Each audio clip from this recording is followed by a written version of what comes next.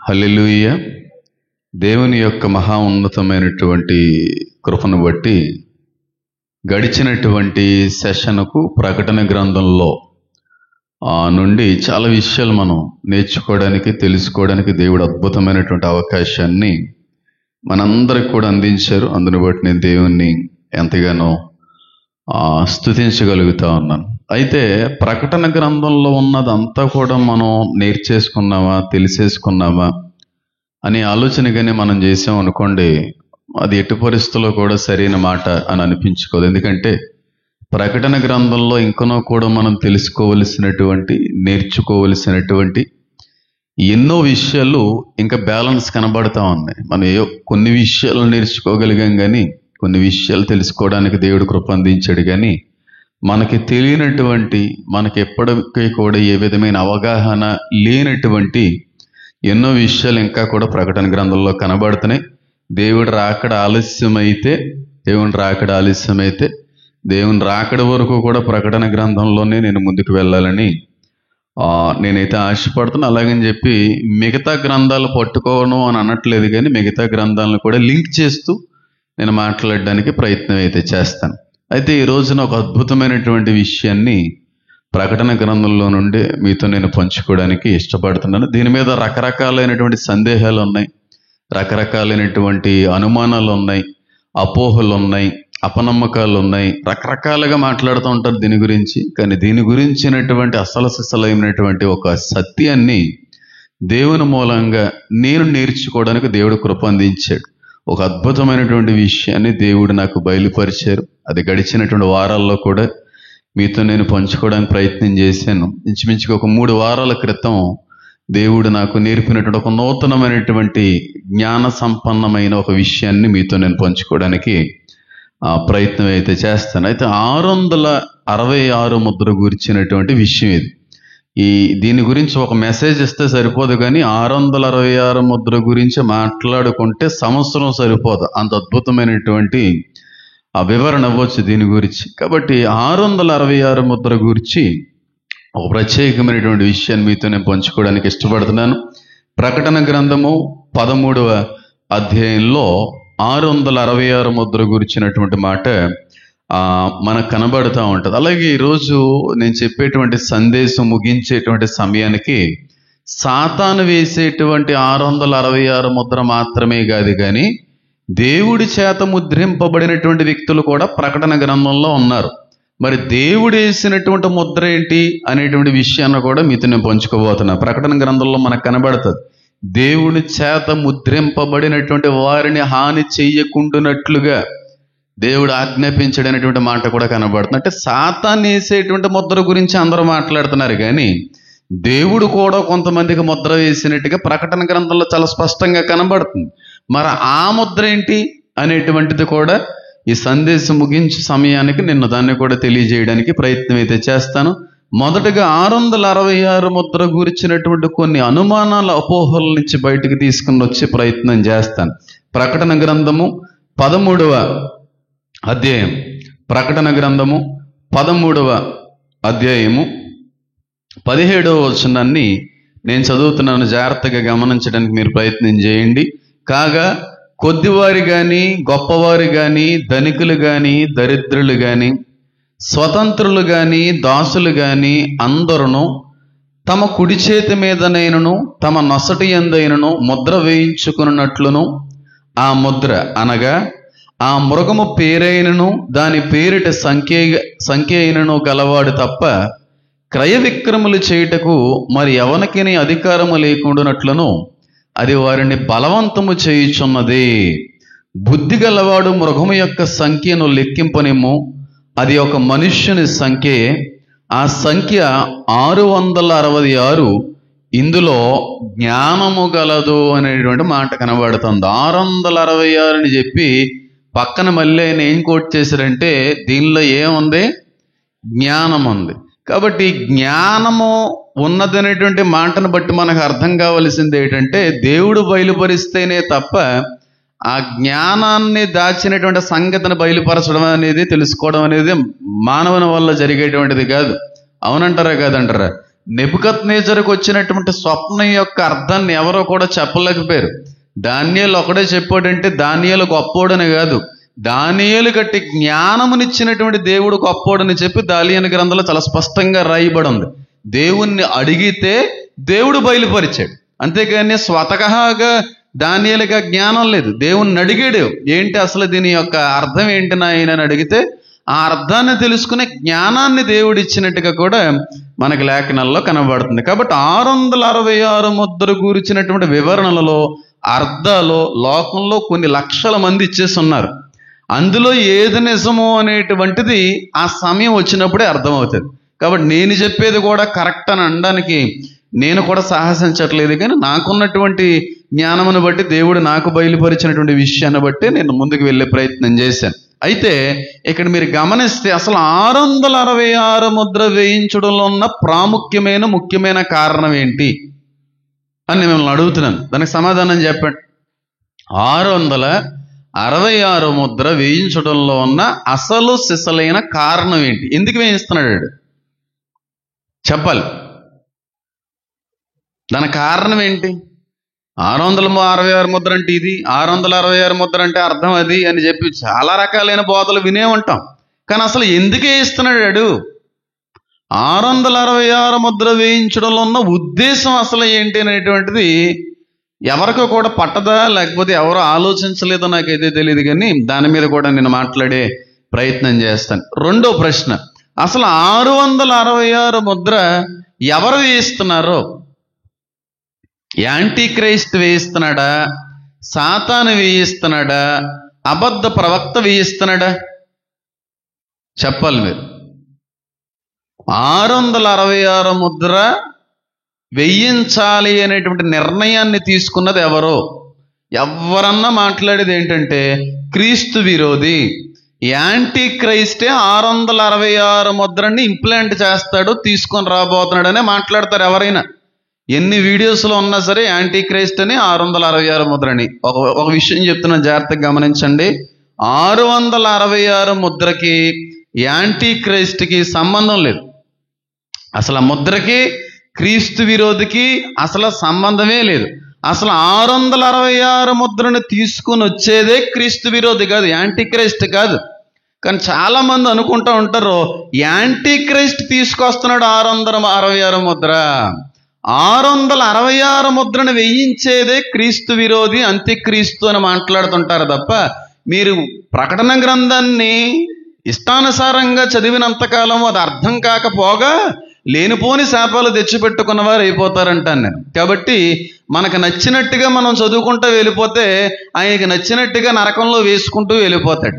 కాబట్టి గ్రంథంలో ఉన్న వాటిని ఎవడైనా తీసిన ఎడల, లేని వాటిని కలిపినా సరే ఈ గ్రంథంలో రాయబడినటువంటి వ్యాధులన్నీ కూడా వాడికి సోకుతాయని చెప్పినప్పటికీ కూడా ఏ కొసాన్న కూడా ఏ ఒక్క వ్యక్తికి కూడా భయం అనేటువంటిది లేకుండా మాట్లాడుతున్నారంటే మరి వాళ్ళని ఏమనాలి?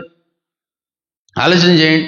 666 ముద్రని తీసుకుని వచ్చేది, వేయించేది యాంటీ క్రైస్ట్ అండి అనేవాళ్ళు ఎవరైనా ఉంటే చేతులు ఎత్తండి. మీరు చేతులు ఎత్తట్లేదు, కానీ ప్రపంచం అంతా కూడా చెప్పేది యాంటీ క్రైస్టే తీసుకొస్తాడని. అది పచ్చబద్ధం. మరి ఎవరు తీసుకొస్తారండి? 666 ముద్రని తీసుకొచ్చేది అబద్ధ ప్రవక్త, యాంటీ క్రైస్ట్ కాదు. యాంటీ క్రైస్ట్ కానే కాదు. కావాలంటే మీరు చదువుకోండి ఇంటికి వెళ్ళిందారు. అంటే ఇదంతా చదివితే చాలా టైం పడేస్తుంది కనుక అదంతా నేను చదవడానికి ప్రయత్నం చేయట్లేదు, కానీ మీరు 13వ అధ్యాయం ఆఖరి భాగం అంతా కూడా చదువుకుంటే అగాధములో నుండి వచ్చి క్రూర మృగము అని ఉంటుంది. ఇంకొక మృగం ఉంది. ఆ మృగం ఎవరంటే సముద్రములో నుండి వచ్చేటువంటి క్రూర మృగం. అది వేరు, ఇది వేరు. సముద్రములో నుండి బయటకు వచ్చేటువంటి క్రూర మృగాన్నేమో రకరకాలైనటువంటి క్రూర జంతువులతో పోల్చే ప్రయత్నం చేశాడు. కానీ అగాధములో నుండి వచ్చేటువంటి క్రూర మృగమునకి 2 చిన్న కొమ్ములు, గొర్రె వంటి కొమ్ములు ఉన్నాయని పోల్చాడు.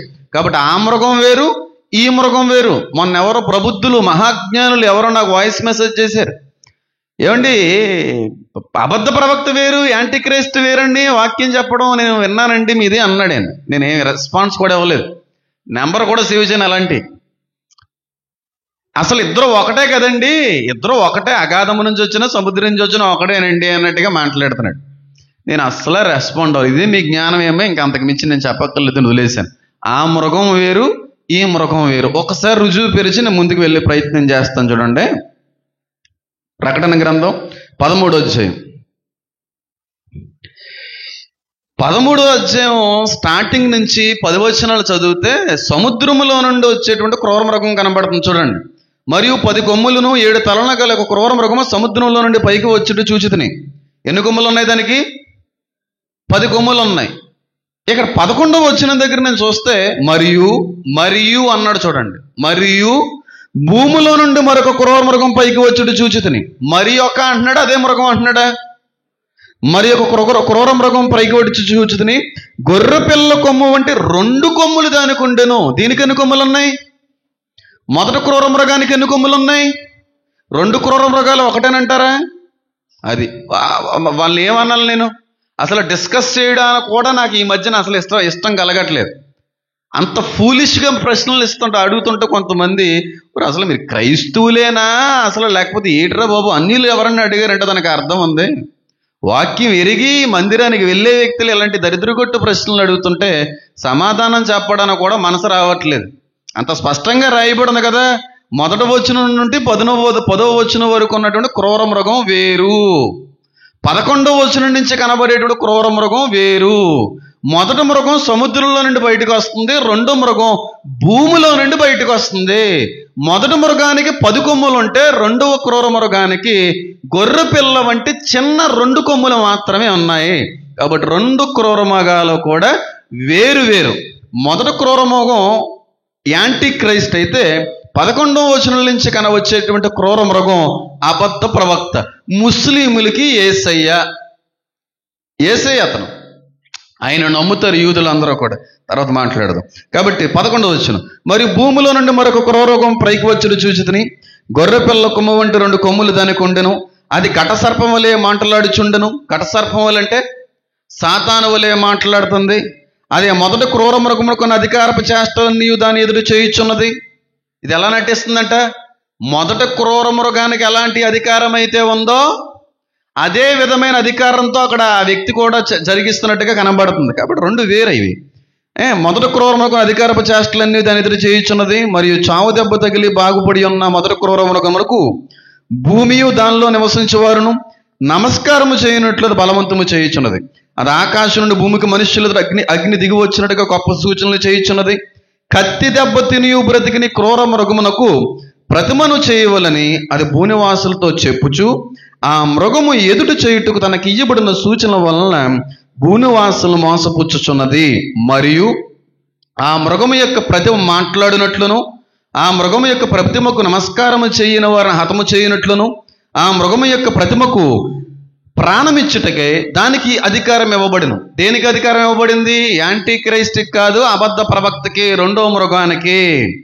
చూడండి, కాగా కొద్దివారి కానీ గొప్పవారి కానీ ధనికులు కానీ దరిద్రులు కానీ స్వతంత్రులు కానీ దాసులు కానీ అందరూ తన కుడి చేతి మీదనైనను తమ నొసటి మీదైనను ముద్ర వేయించుకున్నట్లు ఆ ముద్ర అనగా మృగం పేరైనను దాని పేరిట సంఖ్య అయిన వారు గలవాడు తప్ప క్రయ విక్రములు చేయుటకు మరి ఎవరికి అధికారం లేకుండానట్లు అది వారిని బలవంతం చేయుచున్నది. ఎవరిది? అబద్ధ ప్రవక్త. 2వ క్రూర మృగం 666 ముద్రకి యాంటీ క్రైస్ట్కి సంబంధం లేదు. ఈ 666 ముద్ర వేయించుకోవాలని బలవంతం చేస్తున్నది ఎవరంటే ఆకాశము నుండి సూచనలు లేదంటే అగ్ని దిగి వచ్చినట్టుగా చేస్తున్నటువంటి అబద్ధ ప్రవక్త. వీడు తీసుకొస్తాడు 666 ముద్రను. యాంటీ క్రైస్ట్ కాదు 666 ముద్రను తీసుకుని వచ్చేది.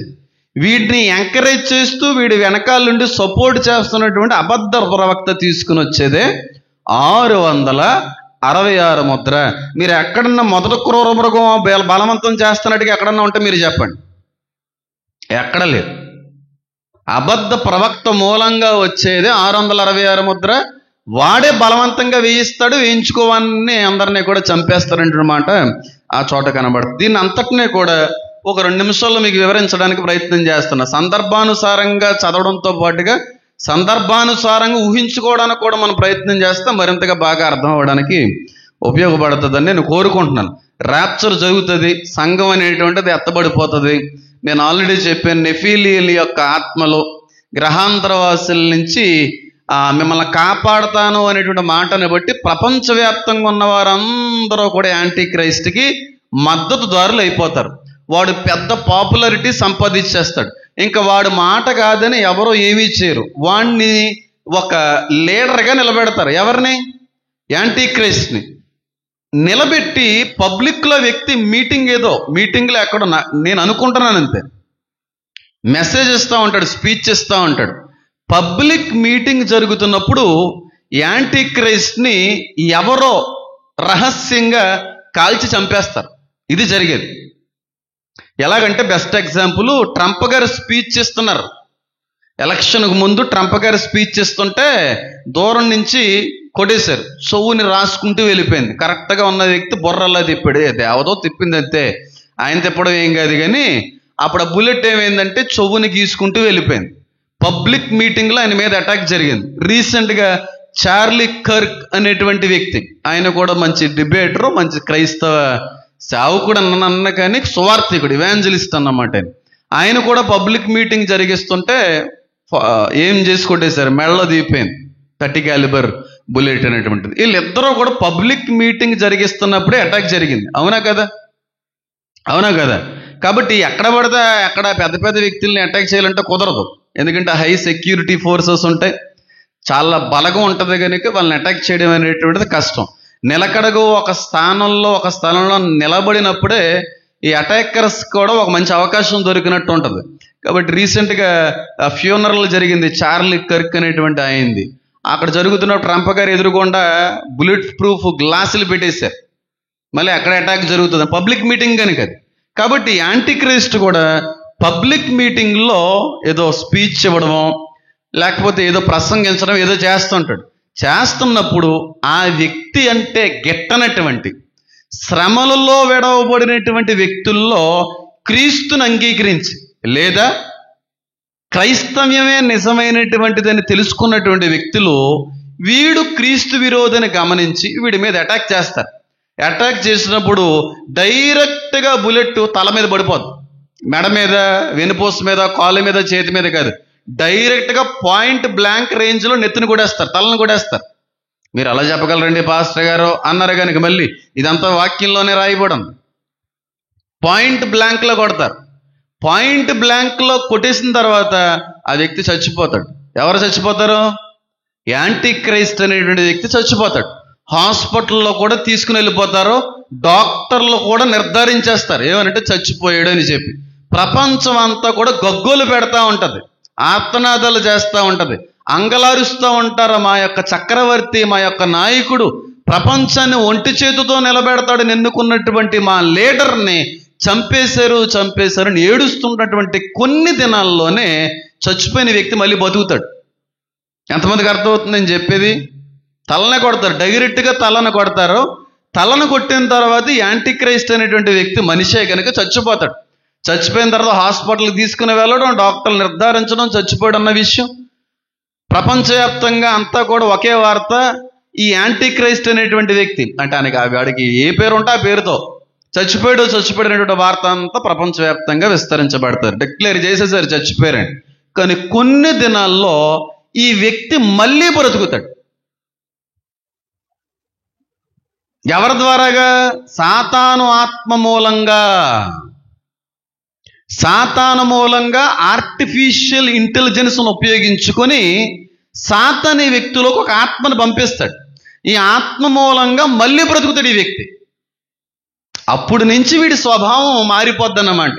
మనిషిగా చచ్చిపోయాడు, దురాత్మగా బ్రతికాడన్నమాట వ్యక్తి యాంటీ క్రైస్ట్ అనేవాడు. అందుకే వాడి స్వరూపం అంతా కూడా వికృతమైనటువంటి రీతిలో పోల్చే ప్రయత్నం చేశాడు భక్తుడు. 1 నుంచి 10వ వచనం వరకు కూడా క్రూర మృగాలతో పోల్చే ప్రయత్నం చేశాడు.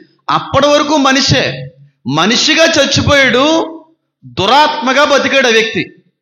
ఇది మీకు ఎలా తెలుసు అంటే ఒకసారి చూడండి 13వ అధ్యాయం 12వ వచనం.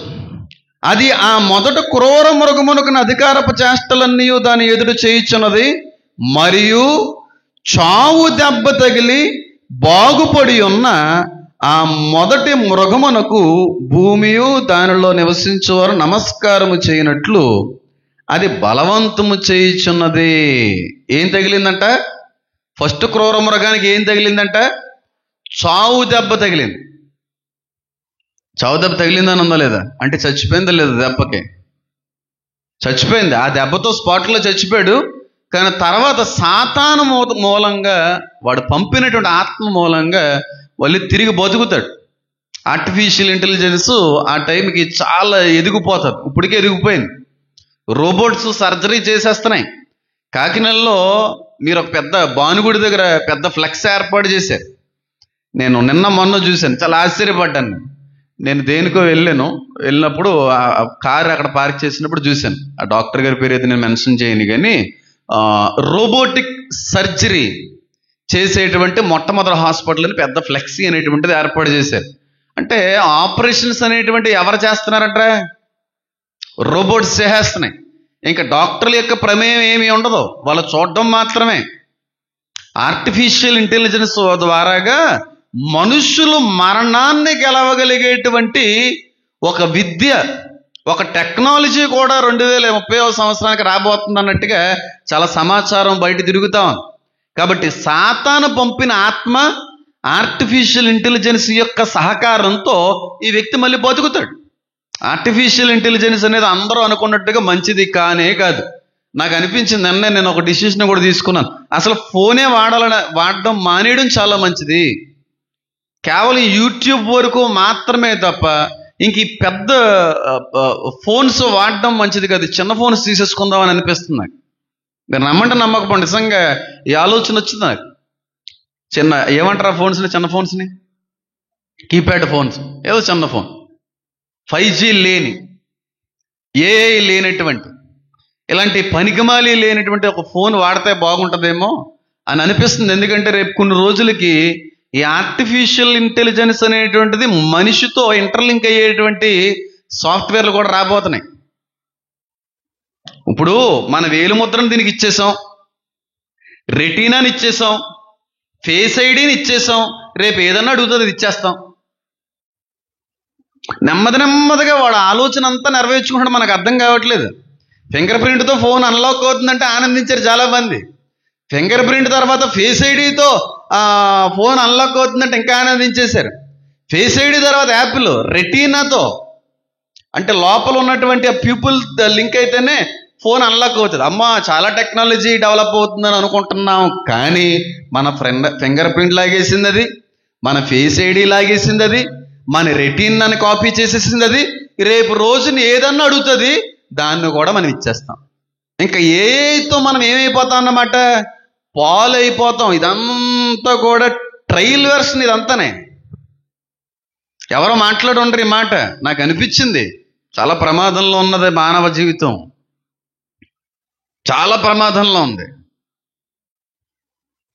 చాలా భయం కూడా వేసుకుని వస్తుంది. మన ముద్ర ఎక్కడన్నా ఏమంటే వేస్తామండి, ఏలు ముద్ర వేయండి, ఖాళీ పేపర్ మీద అంటే ఎవరైనా వేస్తామా? ఫోన్ మీద ఎన్నిసార్లు వేస్తున్నాం? ఎన్నిసార్లు మన డేటాని, మన స్టఫ్ని అది కాపీ చేసుకుంటాం తెలుసా? మనం ఎవరో దానికి తెలుసు, మనం రోజులో ఏమేమి చేస్తున్నామో దానికి తెలుసు. ఈ ఫోన్కి మనం ఎక్కడికి వెళ్తున్నాం మనం తెలుసు, ఏం మాట్లాడుతున్నాం మనం తెలుసు, దానికి తెలుసు. అన్ని క్యాప్చర్ చేస్తుంది అది. చివరికి మన రెటీనాను కూడా దానికి ఇచ్చేసాం. రేపు ఇంకోటి ఏదో అడుగుతుంది, దాన్ని కూడా ఇచ్చేస్తాం, ఇంటర్లింక్ చేసేసుకుంటాం మనిషి శరీరంతో. సాతానుగాడు అనుకున్నట్టుగా అన్ని జరిగించుకుంటూ వెళ్తున్నాడు. మన వీడియో చూసాను, నాకు చాలా గమ్మత్తు అనిపించింది. ఎక్కడో రోడ్డు మీద ఆయన చాలా డబ్బున్న వ్యక్తే, వాడుతుంది మాత్రం సోనీ ఎరిక్సన్ ఫోన్, ఏదో చిన్న ఫోన్. ఈ రోజుల్లో ఇలాంటిది వాడుతున్నారు ఏంటండి బాబు అని చెప్పి ఎవడో వచ్చి అడిగితే నవ్వుతో సమాధానం చెప్పాడు. నేను పీస్ఫుల్గా ఉండాలనుకుంటున్నాను, సమాధానంగా ఉండాలనుకుంటున్నాను, ఫోన్ పక్కన పెట్టేసాను అన్నాడు. ఈ ఫోన్లో ఉన్నటువంటి పీస్ఫుల్నెస్ ఈ ఫోన్లో ఉండదు. నిజంగా చెప్తున్నాను. భార్యతో అయినా సరే అంతసేపు గడుపుతామో లేదో మనకు తెలియదు, బైబిల్తో అయినా అంతసేపు గడుపుతామో లేదో మనకు తెలియదు, దేవునితో అయినా అంతసేపు గడుపుతామో లేదో మనకు తెలియదు. మన కుటుంబ సభ్యులతో అయినా సరే అంతసేపు గడుపుతామో లేదో మనకు తెలియదు, కానీ ఈ ఫోన్ లేకుండా మాత్రం నిద్ర లేవము. అంత అలవాటు చేసేసుకుంది ఇది. లేవడంతోనే ఫోన్ చూస్తున్నాం, పడుకునేటప్పుడు ఫోనే. అంతగా అట్రాక్ట్ అయిపోయాం దీన్ని. ఇది లేకుండా మనిషి బతకలేడు తెలుసా అండి.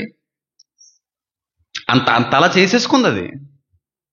ఆర్టిఫిషియల్ ఇంటెలిజెన్స్ సాతాను యొక్క సహాయంతో ఈ వ్యక్తి మళ్ళీ లేవడం అనేటువంటిది జరిగిస్తాడు.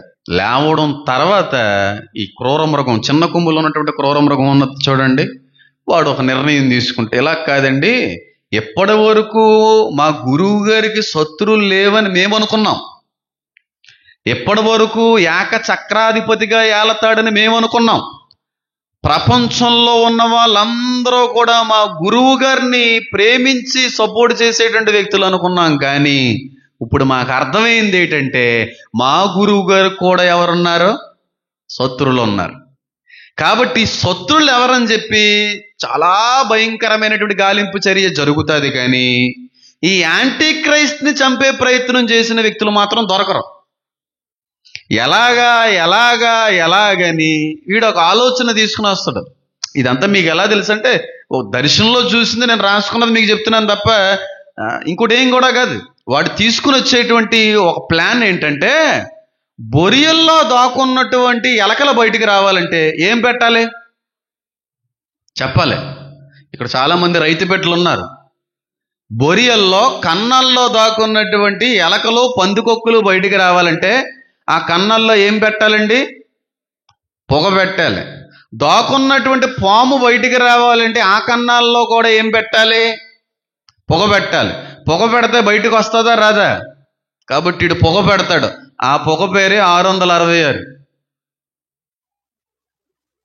శత్రువు బయటికి రావాలి అంటే, శత్రువు మన చేతికి చెక్కాలి అంటే ఇది పడాలి. ప్రపంచవ్యాప్తంగా ఒక కొత్త తీర్మానం అనేటువంటిది వచ్చేస్తుంది. ఎవరైనా సరే మార్క్ వేసుకుంటే తప్ప కొనడానికి కానీ, అమ్మడానికి కానీ, తినడానికి కానీ వీళ్ళు లేనటువంటి ఒక చట్టాన్ని తీసుకొస్తాడు. అప్పటికే చాలా మంది క్రీస్తుని ఎరిగిన వ్యక్తులు ఉన్నారు. అప్పటికే బైబిల్ సత్యమని చెప్పి నమ్మి దేవుణ్ణి తెలుసుకున్న వ్యక్తులు ఉన్నారు. అప్పటికే విడవబడినటువంటి చాలా మందిలో వీడే క్రీస్తు విరోధి అనేటువంటి ఆలోచనతో బ్రతికేటువంటి వ్యక్తులు కూడా ఉన్నారు. పొరపాటును కూడా వేయించుకోవడానికి ఇష్టపడరు. ఎన్ని రోజులు ఉండగలరు ఒక మనిషి తినకుండా? 1 రోజు ఉండగలరు, 2 రోజులు ఉండగలరు, 3 రోజులు ఉండగలరు. కానీ వాళ్ళకి తెలుసు ఈ ముద్ర వేయించుకుంటే నరకమే ఇంకా ప్రాప్తి అని చెప్పి. కాబట్టి వీళ్ళు వేయించుకోరు. వీడి ఆలోచన ఏంటంటే, ఎంతకాలం దాక్కుంటారో చూద్దాం. ఈ ముద్ర అనేటువంటిది అందరూ వేయించుకోవాలి కనుక వీడు ఎంతో కాలం దాక్కోలేడు, ఖచ్చితంగా బయటకు వచ్చేస్తాడు. ఆకలి మనిషిని చంపేస్తుంది కనుక ముద్ర ఖచ్చితంగా వేయించుకునేటువంటి సమయానికి వచ్చేస్తారనే ఆలోచనతో ముద్రను ఇంప్లాంట్ చేసే ప్రయత్నం చేస్తాడు. కానీ వాడికి తెలియంది ఏంటంటే, అలా క్రీస్తుని ఎరిగినటువంటి అనేక మందిని ఆ శ్రమకాలం అంతా కూడా దేవుడు పోషిస్తాడు. దాక్కున్నటువంటి వ్యక్తుల్ని వెతికి వెంటాడి బయటికి లాక్కొని వచ్చి చంపాలనేటువంటి చట్టం తీసుకొస్తాడు. ఈ మృగంగడిని, ఈ విరోధిగడిని, ప్రవక్తగడిని చాలా మంది దాక్కుంటారు. శ్రమల కాలం అంతా కూడా దాక్కోవడమే అయిపోద్ది కొంతమందికి. శ్రమలు అయిపోయిన తర్వాత శ్రమలు అయిపోయినటువంటి విషయం కూడా వాళ్ళకి తెలియదు. ఏర్పాట్లు ఉన్న వాళ్ళు అందరూ కూడా కాదు. శ్రమల్లో కూడా కొందరు రక్షించబడతారని చెప్పాను చూడండి.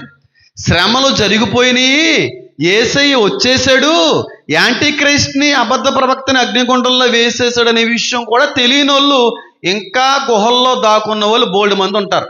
యేసయ్య వచ్చినట్టు కూడా తెలీదు. వాళ్ళకి ఎప్పుడు తెలుస్తుంది అంటే, యేసయ్య పంపించిన దేవదూతలు అక్కడికి వెళ్ళి, బాబు యేసయ్య వచ్చేసాడు, మీరు దాక్కున్నంత కాలం దాక్కున్నారు, దేవుడు పోషించాడు, ఇంకా దాక్కోవలసిన పని లేదు, రండి అని సమకూరుస్తాడు అంది బైబిల్లో.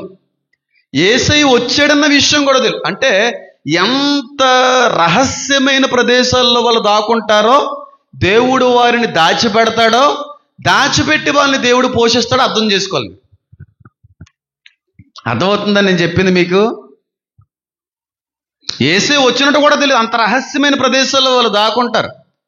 శ్రమలు ముగించబడ్డాయని కూడా తెలియదు వాళ్ళకి. ఇంకా శ్రమలు జరుగుతున్నాయని అనుకుంటారు. అంటే ఎక్కడో రహస్యమైన ప్రదేశం. నేను అనుకుంటాను స్వరంగాల్లోని, మనం చెప్పాను చూడండి, మాల్స్ పార్కింగ్స్లో స్వరంగాలలో, టనల్స్లో, ఇలాంటి ప్లేసులు వీళ్ళు ఏర్పాటు చేసుకోవడం జరుగుతుంది. ఎలియన్స్ వస్తున్నాయనే సమయంలోనే చాలా వరకు ఇలాంటి ఏర్పాట్లు జరిగిపోతాయి. అలా దాచబడి పోషించబడతారు వాళ్ళు. ఇప్పుడు డీమార్ట్లో నేను ఒక స్వరంగాన్ని చేసేసుకుని దాక్కున్నాను. డీమార్ట్ని ఎన్ని సంవత్సరాలు బతకగలను? హ్యాపీగా బతికగలను. ఎందుకంటే కావలసినంత బియ్యం, పప్పు, గిల్పు, స్టవ్వులు, గివ్వులు అన్నీ అక్కడ ఉన్నాయి. కానీ ఆ దాచబడినటువంటి ఏర్పాట్లు ఉన్న వ్యక్తుల్ని పోషించే దేవుడు ఇంకెంత బాగా పోషించగలడు? ఏలియని పోషించాడా? ఏలియని అడవిల్లో పోషించాడు. మాంసం పంపించాడు ఎక్కడికి? అడవికి. రొట్టెలు కాల్పించాడు దేవదూతలతో ఎక్కడికి? అడవిల్లో ఉన్న వాళ్ళకి. అడవిల్లోకి వస్తుందా? ఇశ్రాయేలుని 7 రోజులని దాచి పోషించాడా లేదా? పోషించాడా లేదా? ఐగుప్తు నుంచి బయటికి తీసుకుని వచ్చిన తర్వాత ఇశ్రాయేలుని మన్నాతోని, పూరేడు పక్షులతోని పోషించాడా లేదా? తన బిడ్డలను వదిలిపెడతాడని ఎక్కడ కూడా లేదు కదా. కాబట్టి ఇలాగా శ్రమల్లో విడవబడినటువంటి వ్యక్తులు చాలామంది పారిపోతారు, చాలామంది దాక్కుంటారు. యాంటీ క్రైస్ట్ ఎక్కడ 666 ముద్ర వేయించేస్తాడు అనేటువంటి భయంతోనూ కంగారుతోని పారిపోయి దాక్కుండిపోతారు. వాళ్ళకి బయటికి రావడం కూడా తెలియదు. ఎలాగే వెళ్ళారో తెలుసు కానీ బయటికి రావడం కూడా తెలియదు. అలాంటి చెక్కబడినటువంటి వ్యక్తులను సైతం దేవదూతలు విడిపించుకొని క్రీస్తు దగ్గరికి సమకూరుస్తాయి. అప్పుడు తీర్పు జరుగుతుంది. మేకల్లో కలిసిపోయిన గొర్రెలు వీరే. ఎన్నిసార్లు చెప్తాను ఈ మాట. 666 ముద్ర వేస్తే పొగడితే వస్తారో, ఎంతకాలం దాక్కుంటారో, ఎంతకాలం తినకుండా ఉంటారో, ఎంతకాలం వీళ్ళు నా చేతి నుంచి తప్పించుకుంటారని అనుకుంటాడు తప్ప వాళ్ళందరినీ కూడా పోషించేటువంటి దేవుడు అక్కడ ఉన్నాడు అనేటువంటి విషయం వీడికి తెలియలేదు. పనికిమాలివాడికి పోషించేశాడు. శ్రమలు అయిపోయిన తర్వాత అయినాయని కూడా వాడికి తెలియలేదు. ఆ దాచబడినటువంటి వ్యక్తులకి తెలియలేదు.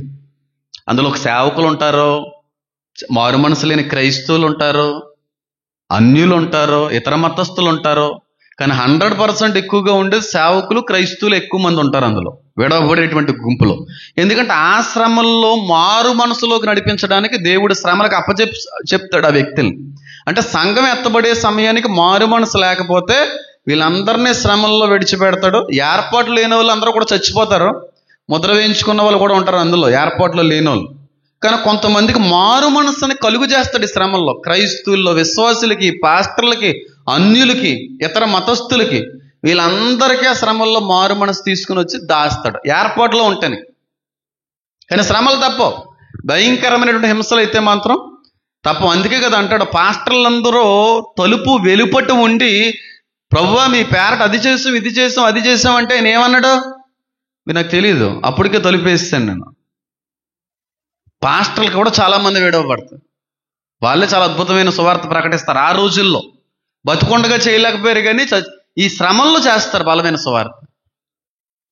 వీళ్ళే చాలా మందిని కాపాడతారు. వాడే యాంటీ క్రైస్ట్, వాడే క్రీస్తు విరోధి, వాడిని నమ్మకూడదు అనేటువంటి మాటలు వీళ్ళని బట్టే చాలా మంది మార్పులో కూడా నడిపించబడతారు. అది జరుగుతుంది 100%. అది క్రైస్తవులు అందరూ ఎత్తబడతారంటే నేను ఎట్టి పరిస్థితులు నేను ఒప్పుకోను, బైబిల్ అసలు ఒప్పుకోదు. ఫలించిన ఆత్మ మాత్రమే, ఫలించిన చెట్టు మాత్రమే నిలవబడుతుంది. అది పరిస్థితి. క్రైస్తువులు అందరూ మాయమైపోయారు అనుకోండి, యాంటీ క్రైస్ట్ గడు కానీ క్రీస్తు విరోధి కానీ ఎవరన్నా మోసం చేయగలడా? క్రైస్తువులై అందరే మాయమైపోయారు. క్రైస్తువులే మాయమయ్యారు. మిగతా వాళ్ళు అందరూ ఉన్నారంటే మిగిలిన వాళ్ళందరికీ దేని మీద నమ్మకం పడుతుంది? ఆ విడవబడినటువంటి వాళ్ళలో క్రైస్తువులు కూడా ఉన్నారనుకోండి, అప్పుడు వాడి ప్లాన్ వర్కౌట్ అవుతుందా లేదా? అది పరిస్థితి. అసలు క్రైస్తువులు అనేటువంటి వాళ్ళు కనబడకపోతే వాడి ప్లాన్ ఏ విధంగా వర్కౌట్ అవుతుందో. అమ్మో, క్రైస్తువులే మిస్ అయ్యారంట, క్రైస్తువులే కనబడట్లేదంట, కాబట్టి క్రైస్తువులు నమ్ముకున్న దేవుడు నిజమైన దేవుడు అనే అభిప్రాయంలోకి లోకం రావచ్చు. కాబట్టి క్రైస్తువుల్లో కూడా విడవబడ్డారు అనుకోండి చాలామంది, అప్పుడు వాడి ప్లాన్ చాలా ఈజీగా వర్కౌట్ అవుతుంది. నేను మళ్ళీ చెప్తున్నాను చూడండి, రక్షణ లేని రహస్య క్రైస్తవులకి, మారు మనసు లేనటువంటి అబద్ధ క్రైస్తవులకి ర్యాప్చర్లో, సంఘం ఎత్తబడేటువంటి సమయంలో చోటు లేదు. ఎవరు ఎత్తబడతారంటే మరలా నూతనముగా జన్మించిన వారు తప్ప ఎవరు ఎత్తబడరు. అది జరగని పని. అలా విడవబడితేనే వాడి ప్లాన్ వర్కౌట్ అవుతుంది. లోకం అంతా క్రైస్తవులు కూడా విడవబడ్డారు కాబట్టి ఇది సంఘం ఎత్తబడడం కాదు, మా గురువు గారు అంటున్నట్టుగా ఇది ఏలియన్స్ చేసిన పనే, సంఘం ఎత్తబడ్డం కాదు. సంఘం ఎత్తబడితే ఎంతమంది క్రైస్తవులు విడవబడ్డారంటే మా బంధువుల్లోనే చాలా మంది విడవబడ్డారు. ఎంతో నాణ్యమైన భక్తి చేసేటువంటి వ్యక్తి ఆవిడ కూడా విడవబడింది. కాబట్టి ఇది సంఘం ఎత్తబడేటువంటిది కాదు. ఖచ్చితంగా గ్రహాంతరవాసులు వచ్చి వీళ్ళందరినీ కూడా అపహరించుకొని వెళ్ళిపోయారు. అప్పుడు వర్కౌట్ అవుతుందా ప్లానో? వర్కౌట్ అవుదా? అర్థం చేసుకోండి. అన్యుల్లో కూడా చాలా మంది రక్షణ లేకపోయినా నూతనముగా జన్మించిన వ్యక్తులు ఉంటారు. రక్షణ లేకపోయినా చిన్నపిల్ల అన్యుల్లో నుంచి కూడా మాయమైపోతారు. అప్పుడు వర్కౌట్ అవుతాడు ప్లాన్.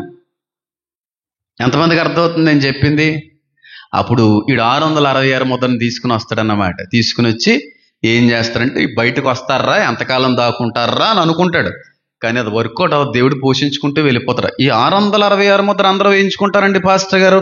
అందరూ వేయించుకోరు. మళ్ళీ చెప్తున్నా, అందరూ వేయించుకోరు. ఇక్కడ ఉంది, వాడు బలవంతం చేస్తున్నాడు. వాడు తీసుకుని వచ్చే చట్టం అందరూ వేయించుకోవాలని, కానీ అందరూ వేయించుకోరు.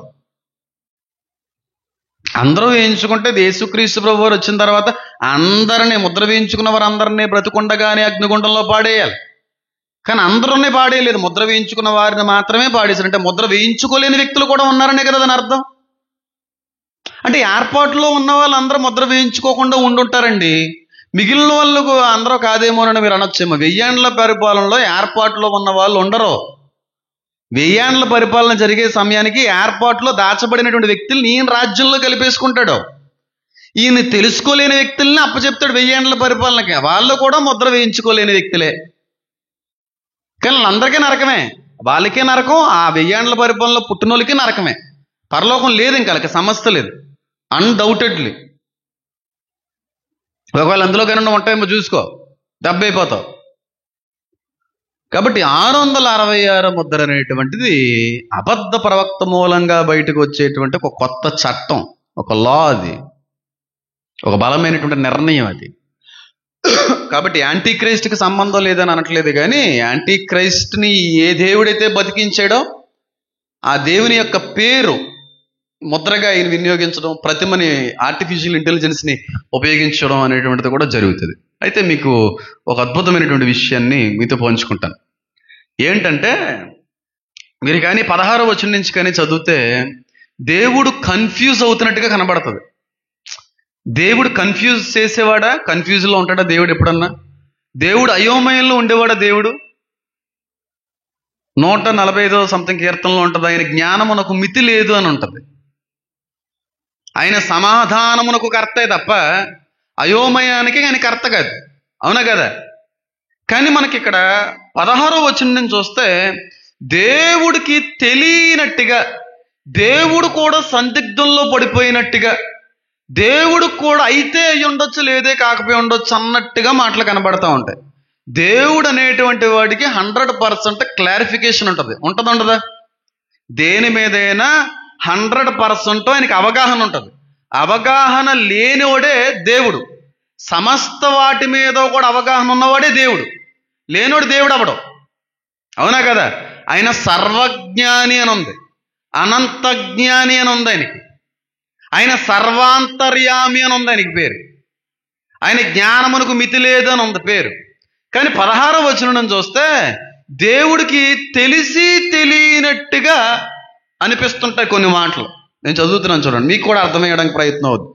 మీరు గమనించారు ఎప్పుడన్నా కన్ఫ్యూజింగ్ మాటలు? ఎప్పుడన్నా 16 నుంచి ఈ 18 వచనాల్లో ఎప్పుడన్నా చూసారా? చూసామండి, కన్ఫ్యూజ్ అవుతున్నట్టుగా ఉన్నాయండి మాటలు అన్న వాళ్ళు చేతులు ఎత్తండి. అంటే మీరు బైబిల్ ఎప్పుడు సరిగ్గా చదవలేదు. చెప్పండి, అక్కడ ఏమైనా కన్ఫ్యూజింగ్ ఉందా? కన్ఫ్యూజింగ్ మాటలు ఏమన్నాయా? కన్ఫ్యూజింగ్ లేవా? ఈజీగా తెలుస్తుంది కదండి కన్ఫ్యూజింగ్ మాటలు ఉన్నాయని. అక్కడ ఏంటో చెప్పండి. ముద్ర దగ్గర, సంఖ్య దగ్గర కన్ఫ్యూజింగ్ మాటలు ఉపయోగించడం మొన్న కూడా చెప్పాను కదా.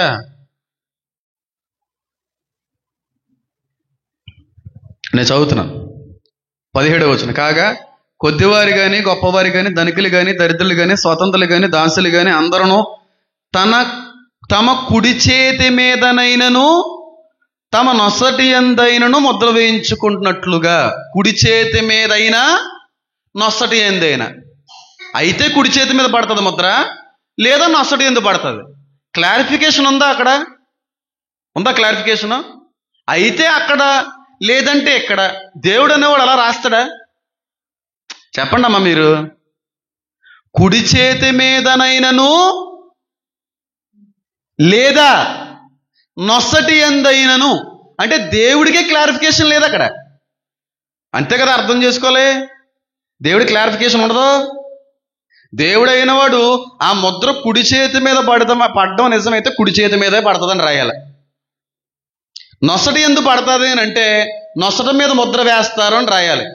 కానీ దేవుడు అయితే కుడి చేతి మీద లేదా నొసటి ఎందు, లేదా అక్కడన్నా పడవచ్చు ఎక్కడన్నా పడవచ్చు అని రాస్తున్నాడేంటి దేవుడు? అంటే దేవుడికి కూడా తెలియదు ఎక్కడ వేస్తారనేటువంటిది. ఎంతమందికి అర్థమవుతుంది నేను చెప్పేది? అర్థమవుతుంది అన్న వాళ్ళు ఒకసారి హలీలు చెప్పండి. అర్థమవుతుందా? చూడండి, మీకు నేను నాకు అర్థమైంది కాదు, మీకు అర్థం అవ్వాలా. అంటే అందరికీ అర్థం అవ్వాలని ఏమి లేదులే, కానీ అందరికీ అర్థమైతే పాస్టర్లు ఎందుకు అవసరం లేదు. చూడండి, తమ కుడి చేత మీదనైనను తమ నొసటి ఎందైనను, అయితే కుడి చేతి మీద లేదా నొసటి మీద.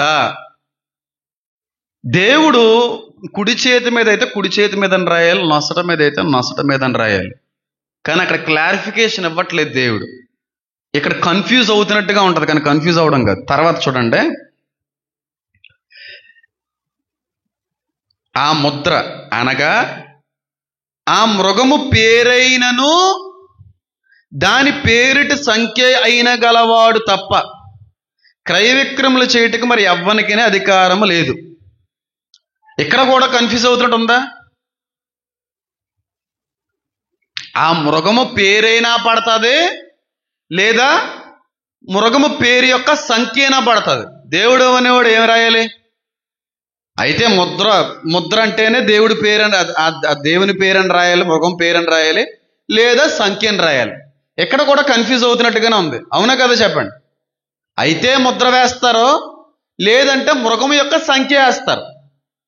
ఆ మృగము యొక్క పేరైనా పడవచ్చు, లేదా మృగము యొక్క పేరుకి సంబంధించిన సంఖ్య అయినా పడవచ్చు అని అంటున్నాడు అక్కడ. అవునా కదా? దేవుడు ఏమనాలి? ఆ మృగము యొక్క పేరు వేస్తారు మీకు అని రాయాలి. లేదు సంఖ్య అనుకోండి, నెంబర్ అనుకోండి, 666 నెంబర్ అనేది వేస్తారని రాయాలి. కానీ అక్కడ ఏం రాశాడు ఆయన? అయితే మృగం యొక్క పేరైనా వేస్తారు, లేదా ఆడి యొక్క సంఖ్య అయినా వేస్తాడు. ఇక్కడ కూడా క్లారిఫికేషన్ లేదు. అయితే అది, లేదంటే ఇది. చేతి మీద అయినా వేస్తారు, కుడి చేతి మీద అయినా, నొసటి ఎందైనా వేస్తారు.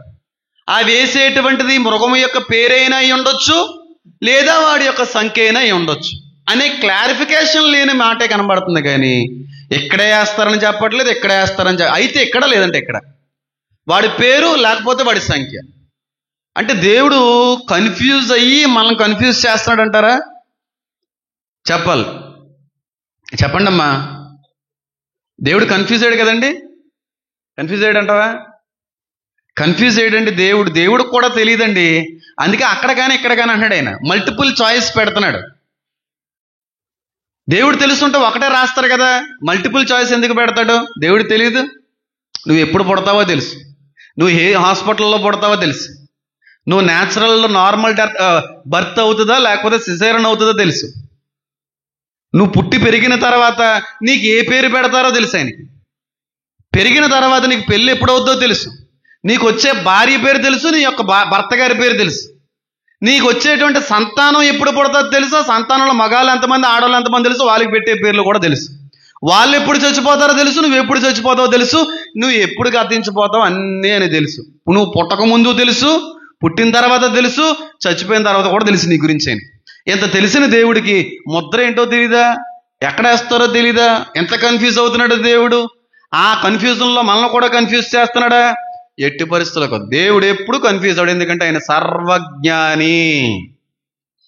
తల్లి గర్భములోను రూపింపబడక మునుపే నువ్వెవరో తెలుసైన, అంటే జైగోట్గా పిండంగా రూపింపబడకే మునుపే నువ్వేంటో, నీ బతికేటో, నీ జీవితం ఏంటో, నీ ఆలోచన విధానం ఏంటో, నువ్వు చేసేటువంటి క్రియలేంటో, నీ మరణదినం ఎప్పుడో అన్నీ తెలుసు ఆయనకి. నీ జాతకం అంతా నువ్వు పుట్టకముందే తెలుసు ఆయనకి. కానీ జాతకం చెప్పే వాళ్ళకి పుట్టిన తర్వాత నక్షత్ర బలాన్ని బట్టి చెప్తారు. ఆయనకు నక్షత్ర బలంతో పని ఏమీ లేదు, రాశులతో ఏం పని లేదు ఆయనకి. ఆయన నువ్వు పుట్టక ముందే నీ జాతకం అంతా తెలిసిన దేవుడు. ఆయన అంత తెలిసిన దేవుడికి శ్రమకాలంలో ముద్ర ఎక్కడేస్తారో తెలియదా? ముద్ర పేరు పడుతుందా సంఖ్య పడుతుందో తెలియదు. అంత కన్ఫ్యూజన్లో ఉన్నాడా, అంత జ్ఞానం లేనాడా దేవుడు? కానే కాదు. మూల భాషల్లో కానీ మనం వెళ్ళాం అనుకోండి, నేనైతే దాని గురించి నేను డిస్కస్ చేయను, ఇంగ్లీష్లో కొంచెం బాగా చదివినా అర్థమైపోతుంది. ఏమని ఉంటుందంటే, ఇక్కడ మీరు చూసినట్టయితే తమ నొసటి యందైనను అని ఉందా, తర్వాత దాని పేరైనను అని ఉందా, ఆర్ అనేటువంటి మాట ఉపయోగించబడుతుంది. అయితే అనేటువంటి దగ్గర ఆర్ అనేటువంటి మాట, దాని అర్థం ఏంటంటే మూల భాషల్లో మరియు అని ఉంది. దెన్ అనేటువంటి మాట అర్థమైందా? ఇంకా బాగా అర్థం వదిలే చెప్తాను. First eat your food then have a water అంటారు. దాని అర్థం ఏంటంటే ముందు నువ్వు అన్నం తినే తర్వాత మంచినీళ్ళు తాగు. దెన్ అంటే తర్వాత, మరియు అని అర్థం. దీన్ని బట్టి మనకు అర్థం కావాల్సింది ఏంటంటే ముద్ర పడేది కుడి చేతి మీదే, ఇక్కడ కాదు, నొసట యందు కాదు. ముద్ర పడేది కుడి చేతి మీదే. తర్వాత కూడా ఈ ముద్ర వేయించుకున్న తర్వాత కూడా నొసటి యందు కూడా పడతాది. ఎంతమందికి అర్థమవుతుంది నేను చెప్పేది? అర్థమవుతుందా నేను చెప్పేది? ఫస్ట్ పడేదే కుడి చేతి మీద. మీరు ఎలా చెప్పగలరు? అక్కడ క్లారిఫికేషన్ లేదు కదా అని అనుకోవచ్చు. అస్సలు కాదు, క్లియర్ క్లారిఫికేషన్ ఇచ్చారు చూడండి. ఫస్ట్ ఆయన మాట్లాడడంతో ఏమన్నాడు చూడండి, కోమ పక్కన, అందరును తమ కుడి చేతి మీదనైనను. అందరును మొట్టమొదటిగా దేని మీద పడుతుంది? కుడి చేయి అన్నాడు కానీ నొసటి అంద అనలేదు. రెండో స్థానం నొసటికి వచ్చింది, మొదటి స్థానం కుడి చేతికే. కాబట్టి ఈ 666 ముద్ర అనేది ఫస్ట్ అందరికీ పడేది కుడి చేతి మీదే. అది బార్కోడ్ అంటారా, చిప్ అంటారా, బొంద అంటారా, ఏదన్నా పెట్టుకోండి, పడేది మాత్రం కుడి చేతి మీద పడుతుంది. చిప్ అనుకోండి, బార్కోడ్ అనుకోండి, ఏదన్నా అనుకోండి మీరు. కానీ దాని వెనకాలన్న మూలం, దాని వెనకాల ఉన్నటువంటి అర్థం ఆ వ్యక్తిని బతికించిన సాతానుతో లింక్ ఉంటుంది. అర్థమైంది నేను చెప్పేది? కాబట్టి అందరూ తమ కుడి చేతి మీద ముద్ర వేయించుకుంటారు. ముద్ర వేయించుకున్న తర్వాత కూడా నొసటి మీద కూడా వేయించుకుంటారు. ఇది నిజం. అంటే బెస్ట్ ఎగ్జాంపుల్ ఏంటంటే, కొన్ని ఉగ్రవాద సంస్థలు ఉన్నాయి. ఒక మతానికి సంబంధించినటువంటి ఉగ్రవాదులు ఎక్కువ మంది ఉంటారు ప్రపంచవ్యాప్తంగా. వాళ్ళు బ్యాండేజ్లు కట్టుకుంటారు, అలాగే రిబ్బన్లు కట్టుకుంటారు తలకి, నొసటి యందు. ఆ బ్యాండేజ్ మీద ఒక పేరు ఉంటుంది. అది మనకు అర్థమే చావలేదంతే చాలా మందికి. ఆ పేరే ముద్ర. ఎంతమందికి అర్థమైంది నేను చెప్పింది? కొన్ని ఉగ్రవాద సంస్థలు ఉన్నాయంటే, నేను వీడియోలో ఆ సంస్థల పేరు ప్రస్తావించకపోవడం మంచిది. యూట్యూబ్ పాలసీస్ని బట్టి రేపు రోజున రిస్క్ అవుతుందేమో కాబట్టి నేను చెప్పట్లేదు. కొన్ని సంస్థలు ఉన్నాయి, కొన్ని ఉగ్రవాద సంస్థలు, వాళ్ళు బ్యాండేజ్లు కట్టుకుంటారు. ఐడియా ఏం వచ్చింది మీకు? పచ్చ బ్యాండేజ్ మీద తెల్ల అక్షరాలతో రాయబడి ఉంటాయి. ఆ అక్షరాల్లో ఏంటో నేను చెప్పడం అనవసరం, మీకు తెలుసు. ఆల్రెడీ వాడు మన మధ్యన సంచరిస్తున్నాడు, ఆత్మ మన మధ్యన సంచరిస్తుందని బైబిల్లో కూడా ఉంది. దాన్ని కనిపెట్టుకోవడం మన వల్ల కాలేదంతే. ఎప్పటికే క్రీస్తు విరోధి యొక్క ఆత్మ మన మధ్యన పనిచేయుచున్నది ఉందా లేదా బైబిల్లో? అది గమనించట్లేదు. ఒక మతానికి సంబంధించిన వారందరూ కూడా బహిరంగంగా ఆ దేవుణ్ణి పేరుని డైరెక్ట్ కట్టుకుంటారు. ఆ మతానికి సంబంధించిన వ్యక్తులందరూ కూడా ముద్ర వేయించుకుంటారు. కట్టుకున్నటువంటి దాని యొక్క అర్థము, ముద్ర వేయించుకున్నటువంటి దాని యొక్క అర్థము ఒకటే. ఎంతమందికి అర్థమవుతుంది నేను చెప్పేది? అర్థమవుతుంది నేను చెప్పేది? అందుకే అక్కడ ఏమని రాశాడు చూడండి, ఆ మృగము పేరైనను దాని పేరిట సంఖ్య అయినను, చిప్ అయినా బార్కోడ్ అయినా పేరు రాదు. ఇట్లా గీతలు గీతలు గీతలు కింద ఉంటాయి. చూసారు ఎప్పుడన్నా? గూగుల్ పే, ఫోన్ పేల్లో క్యూఆర్ కోడ్స్ ఉంటాయా? మన గూగుల్ పే క్యూఆర్ కోడ్ చూపిస్తాను చూడండి. చూపిస్తే మళ్ళీ డబ్బులు ఏమని చూపించాను అనుకుంటారేమో. బాబాయ్ అది కాదమ్మాయి, నాకేం వద్దమ్మా. కనబడుతుందా రే తమ్ముడు క్యూఆర్ కోడ్? క్యూఆర్ కోడ్ చూపించాడుగా. ఇది క్యూఆర్ కోడ్ అంటారు. ఈ క్యూఆర్ కోడ్ తెలుసు కదా, ఇలా చూపిస్తలేదు ఎందుకంటే అది మళ్ళీ తీసుకుంటుందండి. ఇది క్యూఆర్ కోడ్. ఇందులో నా ఫోటో ఏమైనా కనబడుతుందా? అయ్యే చిన్న పిచ్చి గీతల్లో ఉంది కదా. నా పేరేనా కనబడుతుందా? దాన్ని స్కాన్ చేస్తే నా పేరు వచ్చేస్తుంది. కాదా? గూగుల్ పే ఉందా నీకు? స్కాన్ చేయి నా క్యూఆర్ కోడ్ని. అకౌంట్లో డబ్బులు ఉంటాయి 1,00,000.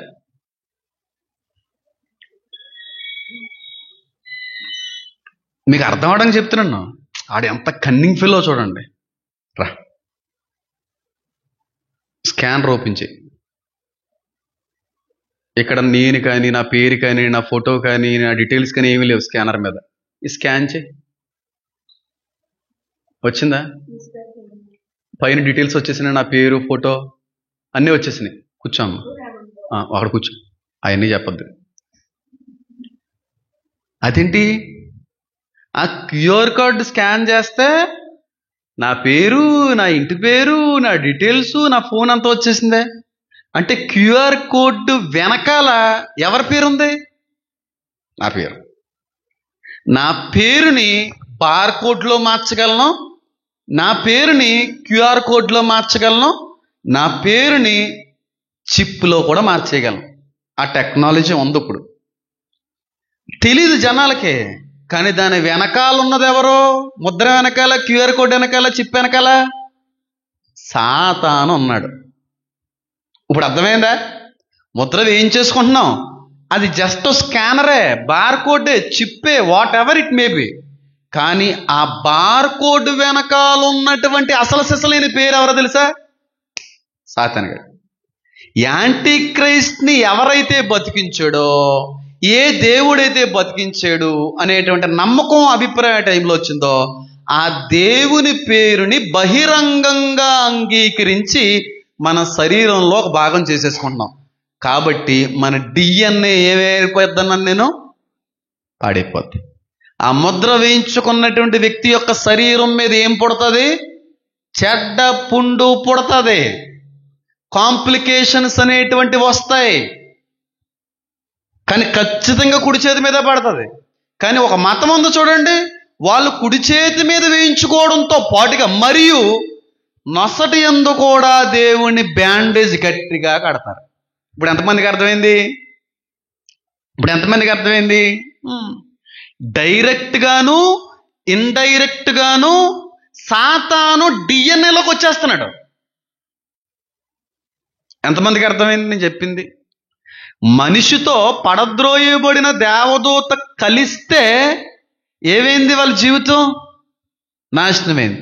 వీళ్ళిద్దరి కలయిక మూలంగా వచ్చినటువంటి జన్మ ఏమైంది? అపవిత్రాత్మ అయ్యింది. అన్క్లీన్ స్పిరిట్స్ అయినాయి. మన స్పిరిట్, మన ఆత్మ అన్క్లీన్ అయిపోద్ది.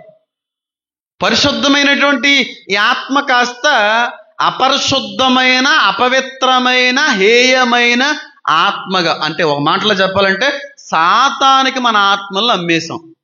ఆ రోజు నోవాహ దినాల్లో ఎలాగైతే సాతానుతో ఒప్పందం చేసుకుని, ఎందుకంటే వాళ్ళు ఇచ్చారు, మీకు బంగారం ఇస్తాం, మీకు ఆయుధాలను ఇస్తాం, మీకు జ్ఞానం ఇస్తాం, మీకు జాతకాలు చెప్పడం నేర్పిస్తాం, తంత్రాలు నేర్పిస్తాం, ఇవన్నీ నేర్పిస్తామంటే వీళ్ళు ఒప్పేసుకుని వాళ్ళ కూతుర్లు ఇచ్చేసారు, పెళ్లి చేసేసారు.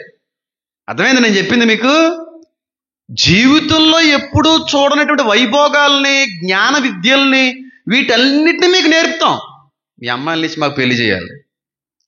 అప్పుడు వీళ్ళు ఏం చేశారంటే అందమైన అమ్మాయిలను ఇష్టపడాలి అందరికి ఇచ్చేసి అవన్నీ నేర్చుకొని తగలడ్డారు. అమ్మాయిలను వాళ్ళు ఏం చేశారు? వాడు చేసి పడేశారు. అది జరిగింది. ఇది మీకు ఎలా తెలుసు? ఇది దర్శనంలో వస్తానే నేర్చుకున్నాను, లేకపోతే నాకు తెలియదు. సేమ్ అదే జరుగుతుంది. సాతానికి నీ ఆత్మని అమ్ముకోవడమే ఇది. డైరెక్ట్గా, ఇండైరెక్ట్గా. డైరెక్ట్గా ఇక్కడ ఒక మతం చెప్పాను, ఇండైరెక్ట్గా ఇది. కానీ వెనకాల ఉన్నది ఎవడో? వాడు. ఇప్పుడు క్యూఆర్ కోడ్ షారోన్ స్కాన్ చేసింది, క్యూఆర్ కోడే, బార్ కోడే, చిప్పే, ఏం కనబట్టలేదు, అంత తెలియట్లేదు. కానీ దాని వెనకాల ఎవరి పేరు ఉంది? నా పేరు ఉంది. అది పరిస్థితి. ఎంతమందికి అర్థమైంది ఇప్పుడు నేను చెప్పేది? కాబట్టి ఫస్ట్ రైట్ హ్యాండ్ మీద పడిపోద్ది. ఇక్కడ బార్ కోడ్, ఇక్కడ స్కానరు, ఇక్కడ చిప్ ఉన్నవాడే, కొండమైనా అమ్మడమైనా. కానీ దాని వెనకాల ఉన్నది మాత్రం వాడి హస్తం ఉంటుంది. వేయించుకోకూడదు. చాలామంది వేయించుకోరు. ప్రతి పేరుకి న్యూమరిక్ డిజిట్స్ ఉంటాయని తెలుసా? ఇప్పుడు జయప్రకాష్ పాల్ ఉన్నాడు. జయప్రకాష్ పాల్కి ఒక బార్ కోడ్ ఉంటుంది. జయప్రకాష్ పాల్కి న్యూమరిక్ డిజిట్స్ అనేటువంటివి ఉంటాయి. ఆ పేరు కాదు, పేరు కనబడదు, డిజిట్స్ అన్ని. నా పేరుకి న్యూమరికల్ డిజిట్స్ అన్నీ ఉంటాయి. నా పేరుకి ఒక బార్ కోడ్ అనేటువంటిది ఉంటుంది. ప్రతి పేరుకి. టెక్నాలజీ పెరిగింది. అంత అడ్వాన్స్డ్ టెక్నాలజీని సాతానగాడు లోకంలోకి వదిలిపెట్టాడు. ఇది మనకు తెలియక మనమేమనుకున్నాం, టెక్నాలజీ డెవలప్ అవుతుంది అనుకుంటున్నాం. అది డెవలప్ అవ్వడానికి కారణం ఏంటో తెలుసా? నిన్ను తొక్కేయడానికి. దానియేలు గ్రంథంలో ఉంటుంది, ఇనుమును మట్టి పొంతన ఉండదో విడిపోతాయని ఉంది. రెండు కలిసినట్టు ఉంటాయి, తర్వాత విడిపోతాయని ఉంది. ఆర్టిఫిషియల్ ఇంటెలిజెన్స్ అనేటువంటిది మానవుల్ని ఏలేటువంటి ఒక దేవుడు అవబోతా ఉంది. అదే ప్రపంచాన్ని ఏలబోతా ఉంది ముందు రోజుల్లో. మోసపోకుడి దేవుడు ఏం చేయబడ్డా? వెక్కిరింపబడ్డా. దేవుడి కంటే మహాజ్ఞానులుగా వీళ్ళు ప్రవర్తిస్తున్నామని అనుకుంటున్నారు తప్ప ఎవరు మోసపోతున్నారు తెలియట్లేదు. భయం వేస్తుందమ్మా, నిజంగా చెప్తున్నాను. నెమ్మదిగా టెక్నాలజీ పెరుగుతుంటే భయం వేస్తుంది. నా ఫోన్ వాడడానికి కూడా నాకు భయం వేస్తుంది, నిజం చెప్తున్నాను. టు బి ఫ్రాంక్లీ నేను నిజం చెప్తున్నాను. భయం వేస్తుంది. నా వేలి ముద్రను తీసేసుకుంది, నా రెటీనా ఐడిని తీసేసుకుంది, నా ఫేస్ ఐడిని తీసేసుకుంది. రేపు ఏమడుగుతుందో ఇవ్వడానికి ప్రపంచం అంతా కూడా సిద్ధంగా ఉందంటారా ఉండదంటారా? 100% సిద్ధంగా ఉంది. యాపిల్ డివైసెస్ వాడకూడదని కొంతమంది అంటూ ఉంటారు. ఆ టైంకి వస్తే ఆ మాత్రం జ్ఞానం లేకుండా ఉంటాం ఏంటి? కానీ మనం అన్నిటిలోని టెక్నాలజీ పెరుగుతూ ఉంది, అన్ని బ్రాండ్స్లో కూడా.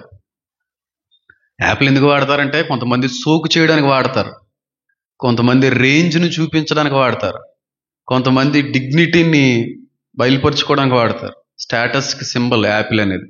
నేను ఎందుకు వాడతానంటే సెక్యూరిటీ పర్పస్ కోసం వాడతాను. యాపిల్ వాడేవాడు ఎవడన్నా చదువుకున్నవాడు ఉంటే సెక్యూరిటీ పర్పస్ కోసమే వాడతాడు. హీరోలైనా, రాజకీయవేత్తలైనా, ప్రొఫెషనల్స్ అయినా సెక్యూరిటీ పర్పస్ కోసం యాపిల్ వాడేవాళ్ళు తక్కువ మంది. నా రేంజ్ వేరని చెప్పి వాడేవాళ్ళు ఎక్కువ మంది. యాపిల్ నేను ఇప్పుడు వాడట్లేదు, యాపిల్ ఫస్ట్ సిరీస్ నుంచి వాడుతున్నాను నేను. అన్ని యాపిల్ మోడల్. ఇప్పుడు ఈ మధ్యన యాపిల్ ట్రెండింగ్లోకి వచ్చింది ఫోన్, చాలా మంది వాడుతున్నారు. ఫస్ట్ ఫోన్ నుంచి యాపిల్ 3GS నుంచి వాడుతున్నాను. 4 వాడాను, 4S వాడాను, 5 వాడాను, 5S వాడాను, 6 వాడాను, 6+ వాడాను, 7 వాడాను, 7+ వాడాను. 8 వాడలేదు, 9 రాలేదు, X వాడాను, 11 వాడలేదు. ఎన్ని తర్వాత నాకు నచ్చక ఆండ్రాయిడ్లోకి వెళ్ళిపోయాను. మళ్ళీ కొన్ని కారణాలు బట్టి రావాల్సి వచ్చింది. సెక్యూరిటీ పర్పస్ కోసం, రేంజ్ చూపించుకోవడం కాదు. రేపు ఇంకేం నడుతుంది? రెటీనా జస్ట్ అది ఫేస్ కదా, రెటీనాతో కంటిలో ఉన్న ప్యూపిల్ని అది క్యాచ్ చేస్తుంది. అందుకే చీకట్లో రెడ్ లైట్ వెలుగుతుంది టెక్నాలజీ. కానీ మనం ఏమనుకుంటున్నాం? టెక్నాలజీ పెరుగుతుంది అని అనుకుంటున్నారు. టెక్నాలజీ కాదు, మనిషి యొక్క పతనం మొదలవుతుంది. అంతానికి సమయం దగ్గర అవుతుందని అర్థం. నేను మొన్నటి వరకు ఆండ్రాయిడే, కాకపోతే యూట్యూబ్లోకి పబ్లిక్లోకి వచ్చిన తర్వాత మళ్ళీ వెళ్ళిపోవాల్సి వచ్చింది. వెళ్ళకపోతే చాలా కష్టం. కొత్త మోడల్ వచ్చింది, దాన్ని అప్గ్రేడ్ చేద్దాము అని అనుకున్నాను, కానీ ఏమి అందులో మార్పులు చేర్పులు ఇవ్వలేదు. లేదా అప్గ్రేడ్ చేయాలనే ఆలోచనే. దానివల్ల చాలా ఉపయోగం ఉంది కూడా నాకు. దానిలో ఒక ప్రత్యేకమైనటువంటి సాఫ్ట్వేర్ వల్ల ఉపయోగం ఉంది, అది అంత అవసరం లేదు శర్మల్లో. ఇప్పుడు టెక్నాలజీ మనిషిని ఏం చేస్తుంది? అంతం చేస్తుంది. అదే రాయబడింది అక్కడ, ఏముందో చూడండి. అనగా ఆ మృగము పేరైనను దాని పేరిట సంఖ్య అయినను. ఆ మృగం యాంటీ గడి చచ్చి బతికిన తర్వాత నన్ను బతికించినది దేవుడు ఎవరో అని అన్నాను. ఆ దేవుడి పేరు నుదుటి మీద వచ్చేస్తారు డైరెక్ట్గా లేవడంతో. నేను చెప్పాను చూడండి, చాలా సెర్మన్స్లో, చాలా ప్రసంగాలు ఇది చెప్పేసి ఉంచాను. యాంటీక్రైస్ట్ చచ్చి బతకడంతోనే నుదుటి మీద ఒక దేవుని పేరు వచ్చేస్తుంది. ఈ దేవుడు నన్ను బతికించాడు, ఈ దేవుడే నాకు ప్రాణం పోసాడు. ఆ దేవుని పేరు అందరూ కూడా బ్యాండేజ్లు కట్టుకుంటారు, ఒక మతానికి సంబంధించిన వాళ్ళు. ఆ మృగము యొక్క పేరు బ్యాండేజ్, ఆ మృగము యొక్క సంఖ్య బార్కోడ్. ఎంతమందికి అర్థమైంది? ఇప్పుడు సంఖ్య ఉంటుంది తప్ప పేరు ఉండదు ఇక్కడ. అర్థమైంది నేను చెప్పేది? ఇక్కడ పేరు వస్తుంది, ఇక్కడ బార్కోడ్ వస్తుంది, స్కానర్ వస్తుంది, చిప్ వస్తుంది. ఏదన్నా ఆ టైంకి, ఆ టెక్నాలజీ ఆ టైంకి ఏది ఉంటే అది దాన్ని ఉపయోగించుకొని వస్తాడు. ఇప్పటికే మొత్తం లాగేశాడు. గూగుల్లోని మన మెయిల్ ఐడి లింక్ చేసుకుంటారు ఫోన్స్లో, తెలుసా? గూగుల్లో అనేటువంటి మెయిల్ ఐడి లేకుండా ఏ ఫోన్, కొత్త ఫోన్ కొన్నా పని అవ్వదు. అవునా? ఐడియా ఉంటే మీకు తెలుస్తుంది. ప్రతి ఫోన్లోనే గూగుల్ ఐడి పెట్టాల. గూగుల్ ఐడి పెట్టిన ప్రతి ఫోను స్టఫ్, డేటా, నీ డీటెయిల్స్ అన్నీ గూగుల్లో ఉంటాయి. డిలీట్ చేసేసానండి ఫోటో కాదండి, వాడి దగ్గర ఉంటుందండి. నీ వ్యవహారము, నీ జీవన శైలి అంతా కాపీ చేస్తూ ఉంటుంది. ఇన్స్టాగ్రామ్, ఫేస్బుక్ కాపీ చేస్తున్నట్టుగా మన డేటాని కలెక్ట్ చేస్తున్నాయి, రేపు రోజున ఉపయోగపడతాయి వాటికి. ఇదంతా తెలియట్లేదు మనకి. మన డేటా అంతా ఉంది వాడి దగ్గర, హార్డ్ డిస్క్లో. దాన్ని ఉపయోగించుకుంటాడు. ఎవరెవరు ఎక్కడున్నారో, ఏంటి ఐడీలు అన్నీ వచ్చేస్తాయి, తెలుసా? అంత అడ్వాన్స్డ్ టెక్నాలజీని సాతాను మనుషులకి నేర్పుతున్నాడు. ఆ నేర్పినటువంటి మనిషిని మోసం చేయడానికి జ్ఞానాన్ని కూడా ఇస్తున్నాడు. అర్థమైందా? కాబట్టి కుడి చేతి మీదనైనను నొసటి ఎందైనను అంటే దేవుడు తెలియదని కాదు. ఫస్ట్ ఇక్కడ పడిపోద్ది, ఎక్కడ పడుతుంది. ఇక్కడ వేయించుకునే వాళ్ళు ఉంటారు, ఇక్కడ మాత్రమే వేయించుకునే వాళ్ళు ఉంటారు. అది బహిరంగంగా మా దేవుడు మా దేవుడు మా దేవుడు అని చెప్పి రెబ్బలను కట్టుకుని ఉన్న వాళ్ళు ఉన్నారు, అప్పుడు ఇంకా ఎక్కువ ఉంటారు. సంఖ్య ఇక్కడ పడుతుంది, పేరు ఇక్కడ పడుతుంది. అర్థమైంది ఇప్పుడు నేను చెప్పింది? ఉగ్రవాద సంస్థల్లో బ్యాండేజ్ మీద, వాళ్ళ రిబ్బన్ మీద, హెడ్ బ్యాండ్ మీద ఏ పేరు ఉంటుందో అదే పేరు కంటిన్యూ అవుతుంది అన్డౌటెడ్లీ. మళ్ళీ మరి అయ్యగారండి ఇక్కడ వరకు బాగానే చెప్పారండి, మరి ఇందాక ఒక మాట చెప్పారు, మరి దేవుడు ముద్ర గలవారు కూడా ఉన్నారంటున్నారా అన్నారు కదండి అని అనుకోవచ్చు మీరు. నిజమే. ప్రకటన గ్రంథంలో 666 మాత్రమే లేదు, 777 కూడా ఉంది. ఎంతమందికి తెలిసే విషయం? తెలిసిన వాళ్ళు చేతులెత్తండి. ప్రకటన గ్రంథంలో సాతానుకు సంబంధించిన 666 మాత్రమే కాదు, 777 ముద్ర కూడా ఉన్నది. 666 అంటే సాతాను, క్రీస్తు విరోధి, అబద్ధ ప్రవక్త, ముగ్గురు ఉన్నారు. 3 ఆరులు అపవిత్రమైనటువంటి సంఖ్య. కానీ మన దేశంలో ఒక మతం ఉంది, 6ని చాలా మంచి సంఖ్యగా భావిస్తూ ఉంటారు. ఈ 6 9 కూర్చుంది. 9ను కూడా చాలా సెంటిమెంటల్ లక్కీ నెంబర్గా కొంతమంది ఫాలో అవుతూ ఉంటారు. కానీ 7 అంటే మన భారతదేశంలో కొంతమందికి అసలు నచ్చదు. 7 మంచిది కాదు, ఏడుస్తూ ఉంటారు. కానీ బైబిల్ ప్రకారంగా, యూదుల యొక్క మతాచార ప్రకారంగా 7 మంచిది. 7వ రోజు వద్దు, 7 నెంబర్ వద్దు, 7 మంచిది కాదు అంటారు. 6 మంచిది అంటారు, 9 మంచిది అంటారు. 6ని ఎలా తిప్పితే 9 అవుతుంది, 9ని ఎలా తిప్పితే 6 అవుతుంది. దాని గురించి వద్దులే, దాని గురించి మాట్లాడకూడదు కాబట్టి నేను మాట్లాడట్లేదు. కొంతమంది అది తప్పును కూడా ఏమనట్లేదు. కొంతమంది లక్కీ నెంబర్స్ ఉంటాయి, నాకేమి లక్కీ నెంబర్స్ గిక్కీ నెంబర్స్ ఏమీ లేవు, నేను ఇష్టపడే సంఖ్య ఏదో ఉంటే 7 నా సంఖ్య. లక్కీ నెంబర్ ఏం కాదు, అది ఇష్టం అంతే. లక్కీ నెంబర్స్ అని నాకు తెలియదు, అలాంటివి ఏమీ తెలియదు. 666 ఉన్నట్టుగా ఆ సాతాను యొక్క త్రిత్వం 666లో కనబడుతున్నట్టుగా ప్రకటన గ్రంథంలో 777 అనేటువంటి ముద్ర కూడా ఉందని ఎంతమంది తెలుసు? తెలిస్తే చేయెత్తగలరా? తెలీదా? దేవుని ముద్ర ఉందని తెలుసా? దేవుడు వేసేటువంటి సీల్ ఉందని తెలుసా? ప్రకటన గ్రంథంలో ఉంది. ఎక్కడో చెప్తాను చూడండి, 9వ అధ్యాయం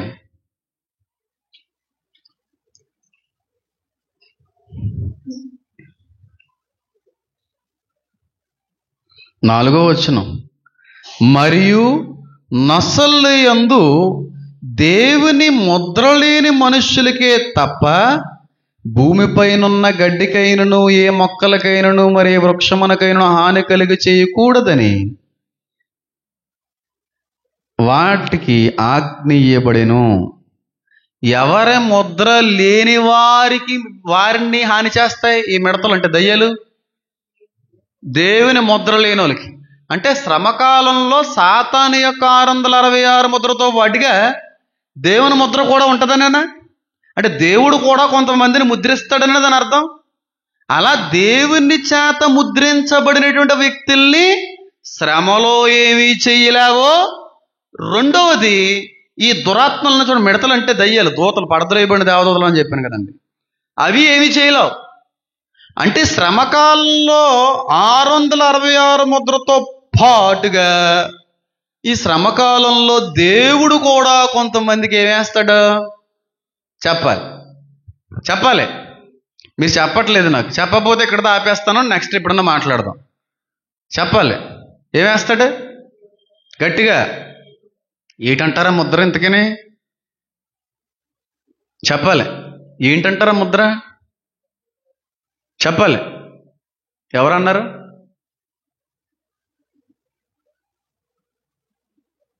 ఏంటంటారా ముద్ర? మళ్ళీ అడుగుతున్నాను. ఇందులో 666 ఉంది, ఇందులో 777 ఉంది. ఇందులో సాతాను ఉన్నాడు, క్రీస్తు విరోధి ఉన్నాడు, అబద్ధ ప్రవక్త ఉన్నాడు. 777లో తండ్రి ఉన్నాడు, కుమారుడు ఉన్నాడు, పరిశుద్ధాత్మ ఉన్నాడు. ఏంటి ఆ ముద్ర? దేవుని చేత ముద్రించబడిన వారిని తప్ప మిగిలిన వాళ్ళందరికీ హాని చేయబడతా ఉంది. ఆ ముద్ర ఏంటంటే, ఆ ముద్ర గురించి ఎఫీసీలకు రాసిన పత్రికలో కనబడుతుంది. ఆ ముద్ర ఏంటో ఎఫీసీలకు రాసిన పత్రిక తీయండి ఒకసారి. ఎఫీసీలకు రాసిన పత్రిక 2వ అధ్యాయము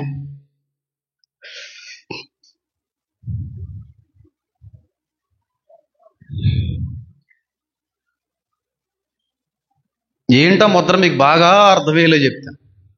అంటే దీని గురించి ఎక్కువ మాట్లాడాలి, అయితే మనకు సమయం లేదు కనుక కొంచెం ముందుగానే ముందుకు వెళ్ళిపోవడానికి ప్రయత్నం చేద్దాం.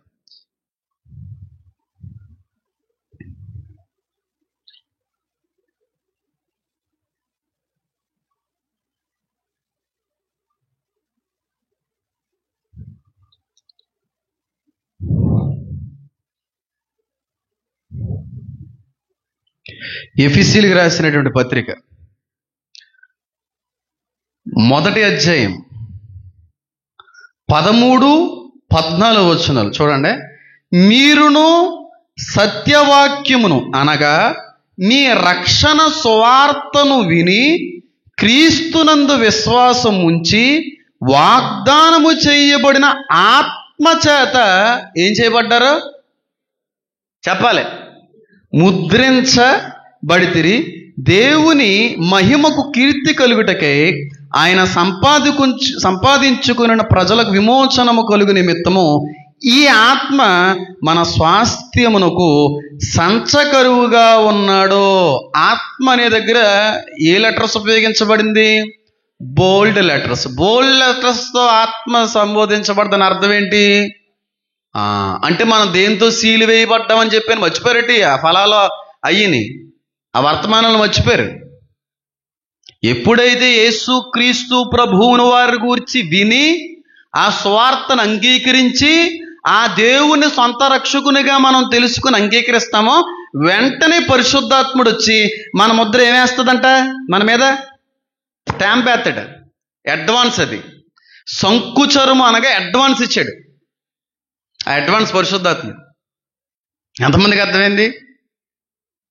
అంటే మనం దేని చేత ముద్రించబడిన వారం అన్నమాట. వాళ్ళు సాతాను చేత ముద్రించబడిన వారు, మనం పరిశుద్ధాత్మ చేత ముద్రించబడిన వారు. ఎంతమందికి అర్థమైంది ఇప్పుడు నేను చెప్పింది? కాబట్టి ఇది మనకు కనబడుతుందండి, పాస్టర్ గారు నెత్తి మీద గిత్తి మీద ఎత్తుక్కున్నారని కదా కనబడేది కాదు. అది ఇన్నర్కి సంబంధించింది, అది బయటికి సంబంధించింది. క్రియలు కనబడతాయి. ఆత్మచేత ముద్రించబడిన వారి క్రియలు కనబడతాయి. అందుకే క్రియలు లేని విశ్వాసము మృతతుల్యము. ఆ వ్యక్తి ముద్రించబడ్డాడా లేదా అనేది క్రియలను బట్టి తెలుసుకోవచ్చు. కాబట్టి క్రీస్తును అంగీకరించిన వ్యక్తులకి స్టాంప్ వేశాడు. ఆ 777 ముద్రే పరిశుద్ధాత్మ. అది ఎఫెసీయులకు రాసిన పత్రిక 4వ అధ్యాయం 3వ వచనం, 4వ అధ్యాయం 30వ వచనం. దేవుని పరిశుద్ధాత్మను దుఃఖపరచుకుడి, విమోచన దినము వరకు ఆయన యందు మీరు ముద్రింపబడి ఉన్నారు. ఏ దినం వరకు ముద్రింపబడి ఉన్నామంట? విమోచన దినము వరకు కూడా మనం ముద్రించబడి ఉన్నాం. ఏంటా ముద్ర? పరిశుద్ధాత్మ. అందుకే ఆ ముద్రను ఏం చేయకండి మీరు, చెప్పండి చెప్పండి, దుఃఖపరచకండి. ఆయన చివరి వరకు ఉంటాడు, నలుగుతూ ఉంటాడు. ఆయనకు వ్యతిరేకంగా బతికినా సరే నలుగుతా నలుగుతా నలుగుతా నలుగుతా ఉండాలి, తప్పదు. ఇంకా ఇంత నలగొట్టో చూడు, విమోచన దినం ఉంది చూడు, అప్పుడు ఇస్తాడు నీకు అడ్వాన్స్ గట్టిగా. నలుగుతాడు. ఎందుకు నలకడు? పరిశుద్ధాత్ముడు పాపం చేసే వ్యక్తులు ఉండంటే పెద్ద అబద్ధం. పరిశుద్ధాత్ముడు ఉండగా కూడా పాపం చేస్తారు. అలాగని చెప్పి వెళ్ళిపోడు, నలిగిపోతా ఉంటాడు. ఇలా నలగొట్టి దుఃఖపరిచిన వాడికి అడ్వాన్స్ ఫైనల్ పేమెంట్ ఇస్తాడు తీర్పులో. ఇప్పుడు అర్థమైంది నేను చెప్పింది? తుక్కు రేగ కొట్టేస్తాడు. 2వ కొరింథీయులకు రాసినటువంటి పత్రిక. మేము ప్రార్థన చేసేస్తున్నాం కదండి, దేవుడు మాలోనే ఉన్నాడు కదండి, దేవుడు విడిచి వెళ్ళిపోతా. అబ్బాయి అలాంటి ఏమి విడిచి వెళ్ళిపోడండి. ఎందుకు వెళ్ళిపోతాడండి? భలే చెప్తున్నారండి. 1 కొరింథీయులకు రాసిన పత్రిక 2వ పత్రిక 1వ అధ్యాయము 22వ వచనం. ఆయన మనకు ముద్ర వేసి మన హృదయములలో మనకు ఆత్మ అను అడ్వాన్స్ని అనుగ్రహించి వెళ్ళాడు. ఏమి ఇచ్చాడండి? అడ్వాన్స్. అడ్వాన్స్ ఇచ్చేసాడు ఈ ఆత్మకి. పరిశుద్ధాత్మ పెద్ద అడ్వాన్స్. అదే ముద్ర. పరిశుద్ధాత్మను దుఃఖపరచువారు ఈ యుగమందైనను, వచ్చే యుగం అంటే ఏంటి? ఇక నరకంలో నీ బతికని అర్థం. పరిశుద్ధాత్మను దుఃఖపరచు వారు దేవుని రాజ్యంలో స్వాతంత్రించుకోలేరు. ఇది నిజం చెప్తున్నాను.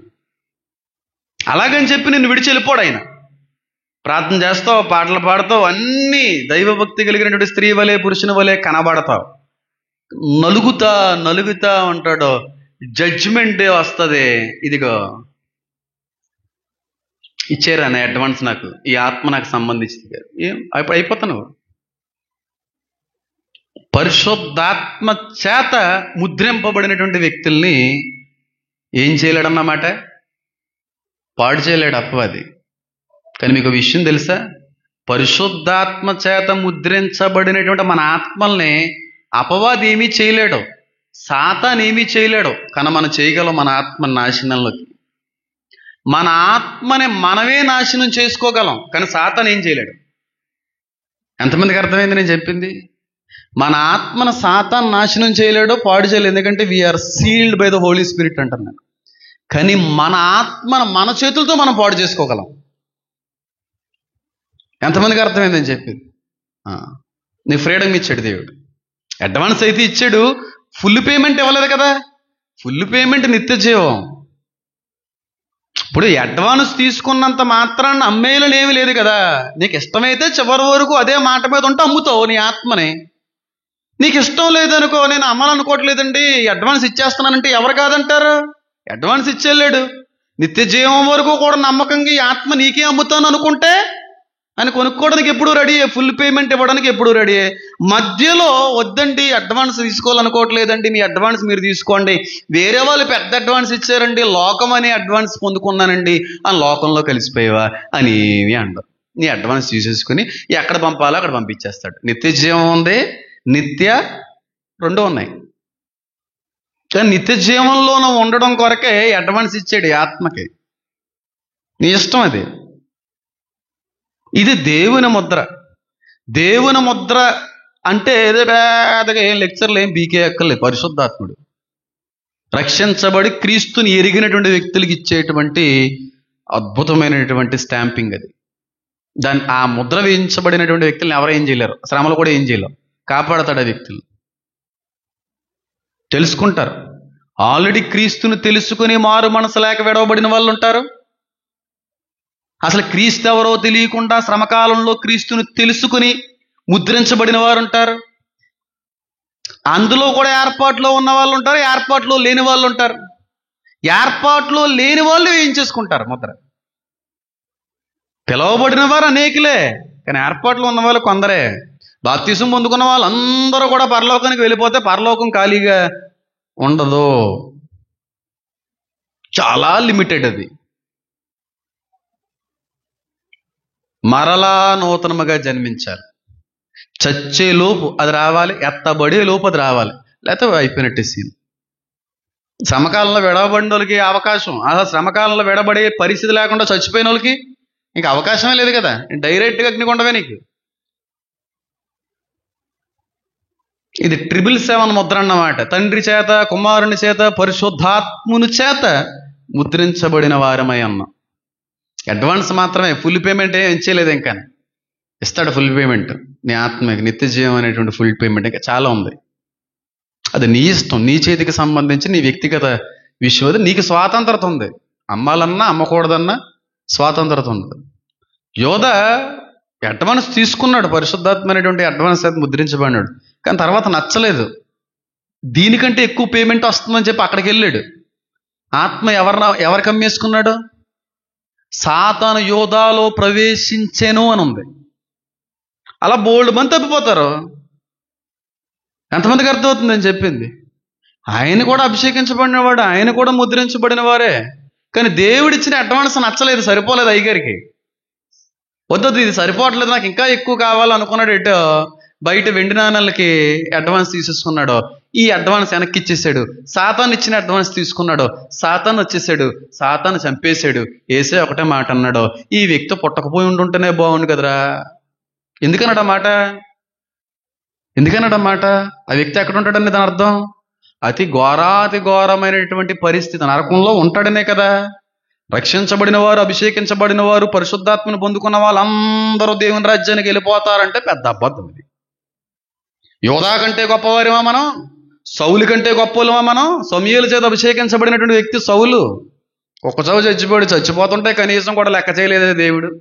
లెక్క చేసేటువంటి ప్రవక్తను సైతం ఏమన్నా తెలుసు, ఒరే బాబు ఆయన కోసం ప్రార్థన చేసిన చాలు నువ్వు పక్కెళ్ళు. ఎంత విసిగెత్తిపోయి ఉంటాడు దేవుడు. అలా కొందరిని వదిలేస్తాడు దేవుడు. వాళ్ళ ఆత్మల సాతాలకి అమ్ముకున్నటువంటి వారల్లో ఎంతమందికి అర్థమవుతుందని చెప్పింది. బాప్తీసం తీసేసుకున్న వాళ్ళు అందరూ వెళ్ళిపోతారంటే పెద్ద అబద్ధం. ఆ సౌమ్య కోసం అస్తమాటలు బాప్తీసం తీసుకుంటే బాగుండు. ఆ పిల్ల తీసుకుంటుందో తీసుకో, తర్వాత ఎంతకే తీసుకున్నా నువ్వు వెళ్తావా లేదా? ఆ పిల్ల కోసం కాదు మనం బెంగెట్టుకోవాల్సింది, ఎందుకంటే మనం వెళ్తావా లేదా బెంగెట్టుకోవాలి. అందరూ తీసుకున్నారండి ఆ పిల్ల, అది నీకు అనవసరం. ఇంతకీ నువ్వు సిద్ధంగా ఉన్నావా లేదా? నువ్వు వెళ్తావా లేదా? నీకు ఆ నిశ్చయత ఉందా లేదా? అందుకే అన్నాడు, ఒరే బాబు నీ కంట్లోనేమో దూలం పెట్టుకున్నాం, అవతల వాడి కంటిలో ఉన్న నలుసును చూస్తున్నావేట్రా, నీ దూలం చూడే ముందు నువ్వు, నీకు అర్థమైపోద్ది నీ పరిస్థితి. వెళ్ళరు. ఇది అక్షర సత్యము. ఎవరు వెళతారో మరలా నూతనముగా జన్మించిన వాడు తప్ప తండ్రిని ఎవరు కూడా చూడలేరు. తండ్రిని అనగా పరలోకాన్ని ఎవరు కూడా చూడలేరు. 777 ముద్ర ఉంది, 666 ముద్ర ఉంది. 777లో తండ్రి ఉన్నాడు, కుమారుడు ఉన్నాడు, పరిశుద్ధాత్ముడు ఉన్నాడు. అది పరిశుద్ధమైనటువంటి కలయిక.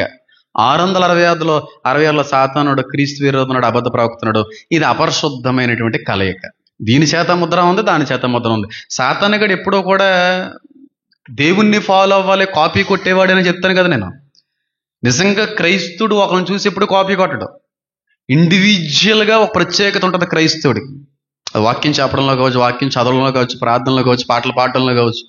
ఇండివిజువాలిటీ అనేది ఉంటుంది క్రైస్తవుల్లో. కాపీకి దేవుని మాత్రమే కొడతాడు, మనిషిని కొట్టలేడు.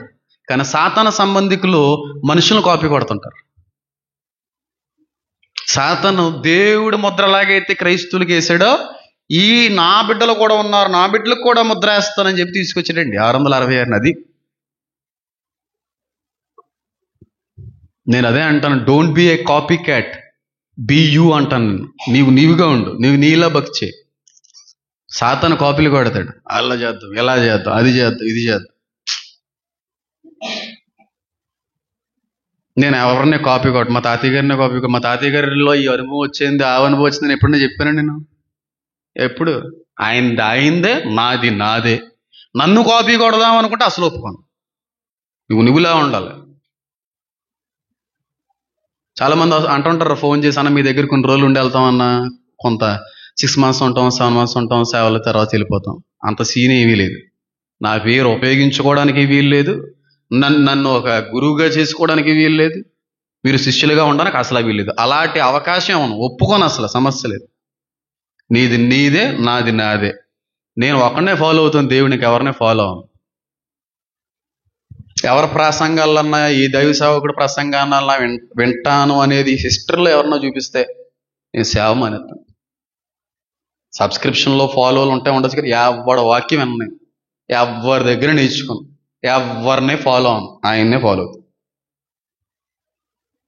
అందుకే ఆయన ఏమంటే, ఫాలో మీ, నా గొర్రెలు నా స్వరం వినును, నన్ను వెంబడిస్తాయి. సాతానే ఇంకోళ్ళ స్వరం విని ఇంకోళ్ళు వెంబడిస్తారు. మాదిరి ఉండొచ్చు, ఫాలో దేవుణ్ణే చేయాలి.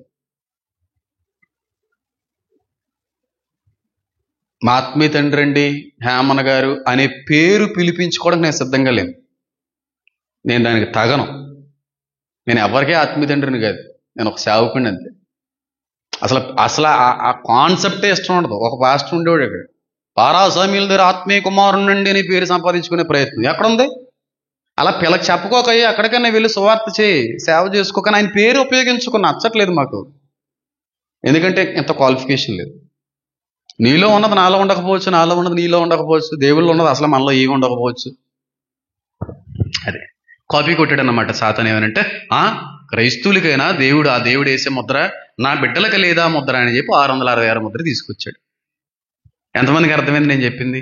కుడి చేతి మీదే పడుతుంది, ఎక్కడ కూడా వేయించుకుంటారో. బహిరంగంగా ఒప్పుకున్న దేవుని సేవించేటువంటి మతస్థులు ఎప్పటికే క్రీస్తు విరోధి యొక్క ఆత్మ మన మధ్యన తిరుగుతున్నదే.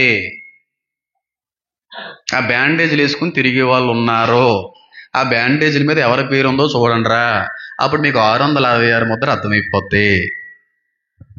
అర్థమైంది ఇప్పుడు నేను చెప్పింది? కానీ మనం గ్రహించలేకపోతున్నాం. నేను సేవలోకి రాకముందు కూడా వీటి మీద కొన్నిసార్లు నేను పరిశీలించే ప్రయత్నం చేశాను. అప్పుడే ఇదేటి అనుకున్నాం, కానీ తర్వాత తెలిసింది ఇదంతా. కాబట్టి ముందు రోజులు ఇంతకు మించినటువంటి గొప్ప విషయాలతో మీ అందరి ముందుకు కూడా దేవుడు నన్ను నడిపిస్తాడని కోరుకుంటున్నాను. చాలా అద్భుతమైన విషయాలు మీతో నేను పంచుకోబోతున్నాను. ఎల్లుండి సెషన్లో అయితే ఒక అద్భుతమైనటువంటి మంచి విషయాన్ని పంచుకునే ప్రయత్నం చేస్తాను. కళ్ళు మూసుకుందాం, ప్రార్థన చేసుకుందాం.